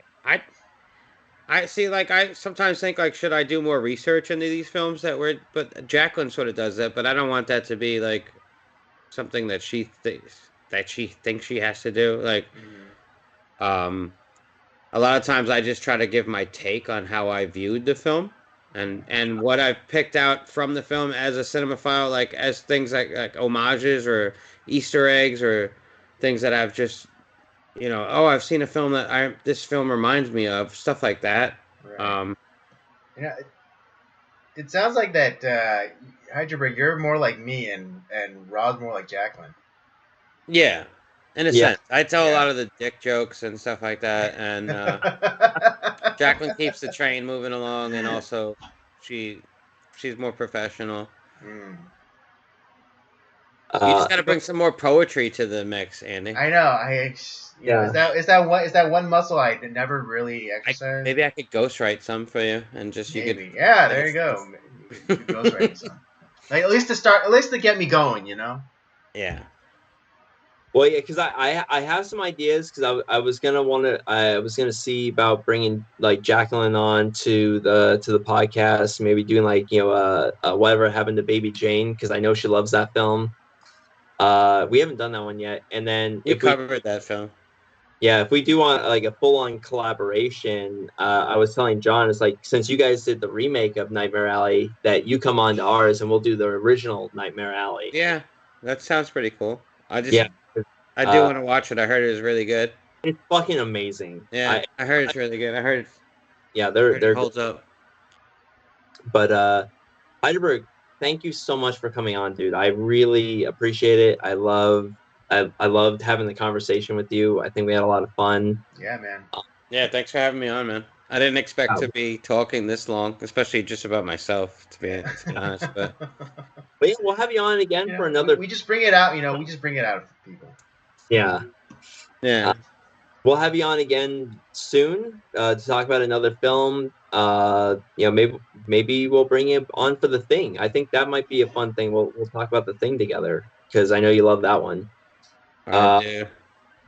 But where if people want to reach you on the interwebs, where could they reach you?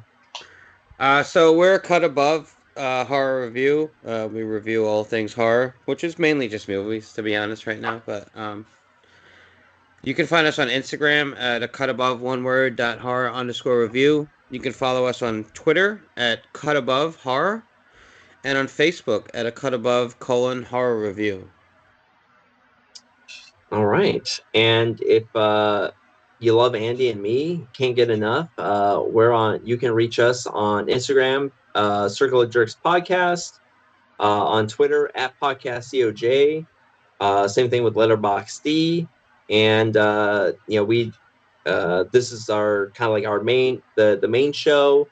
Every Tuesday we do a live stream called Nocturnal Transmissions that happens at 6:00 ish Pacific Standard Time. And if you love gaming stuff, there's Up By Up Down with me. Oh, I didn't know you have a gaming thing. Yeah, we haven't done one in a while. It's I've done quite a few, but we haven't done it in a couple of years. But I do want to. God of War's coming out in like a couple of weeks. Yeah, I do. Well, I do like old NES and Super Nintendo games. Oh, okay. But I do want to. I do want. There's you are a masochist. You love old games that are so brutally hard. Well, I did a full playthrough of the original Metroid. Holy shit! Yeah, bro. Mother Brain. Yeah, that game's fucking hard. It's hard. Yeah, I did the original, the Japanese version of Mario 3, which is really hard. What else did I do? I'm still trying to beat the original Double Dragon, which I cannot do. Well, you need 2 players, bro. I think that's what I need because I like the 3rd stage and I just can never get past it. How else are you gonna beat those whip ladies and the muscle dudes? the Abobos, those guys. Yeah. I used to love that game. I still love it. It's just the original pisses me off so much. So you're playing it on an emulator? Yeah, it's for now, like that's the best way I can do to capture all like the images and stuff. So, but I don't use like the save states when I do that because I'm trying to make as much of the original. Yeah. You're trying to capture the original, yeah. But yeah, so I do that. I'll bring that back at some point. I just got to find, Andy and I just have to find time to do that. But yeah, that's what we do. That's how you can reach us. Sorry. I'm just saying this. I'm just so thankful to have you on, Hyrdaberg. It was a lot of fun, man. Also, I forgot to. I mean, it goes without saying, but we're a podcast. You can find us on Spotify, iTunes. Instagram or whatever, iTunes, iHeartRadio, all the podcatchers for the most part. Podbean, I believe we're on. Yeah, and even if you don't think that like you're a fan of like horror films, like they're a fun podcast. Go ahead and listen to them. And thank you. Honestly, there's a lot of films that like I've listened to their episodes. Like I thought that I would never I'm not gonna watch that film. That sounds stupid. And then I listened to their conversations like, okay, that actually sounds fun. I'm gonna watch this movie, and then I go and watch it, and I have a great time. We got you to watch Donnie Darko.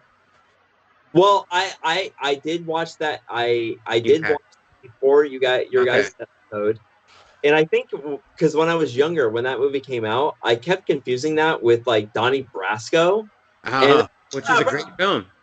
Yeah, and it's like, and then it was like, yeah, there's this like, what do you think about the guy in the bunny suit? It's like. Guy in the bunny suit, like that didn't happen in the movie. That's on the director's cut. That's Al Pacino. There's an Easter part of Donnie Brasco Did I say he was a rat, Donnie? Forget about it. Get him. You got Forget about it. fajoles for me. Yeah, but no, seriously, you guys are great. I'm glad to have you on. We'll have you on again, probably for the thing, because I can't think of anyone else I'd want to talk to about that movie with. So Yeah, absolutely. And we have some room, and after the new year, we can get you guys back on. oh, dude, I'd I love mean, we Yeah, it. can that'd probably be get you on great. before then. I know you need a little time in between, but to notice. But we're kind of doing themes until the new year. You know, Christmas, we're probably gonna have some themes, Thanksgiving time, but yeah, we could squeeze you in. Like I said, I put me in. wanna. What's up? Yeah, put me in, coach. Yeah. Whenever you guys want to come on, man. I'll Yeah. I'll tell you what. After the show, I'll send you our spreadsheet, and you can pick some things out that might pique your interest. All right, yeah, that'd be great. Yeah. Hmm. All right, man. Good to talk to you. We'll have you on again, and yeah, I hope everyone enjoyed the episode. I had a great time. I know Andy had a good time. Hyrdaberg, did you have a good time? I hope you did. I did, definitely did. All Awesome. right, bro. Awesome. All right, well, that's the episode, guys. Hope you had a great time. Everyone here had a good time, and we will definitely see you on the next episode of Circle of Jerks podcast. Deuces.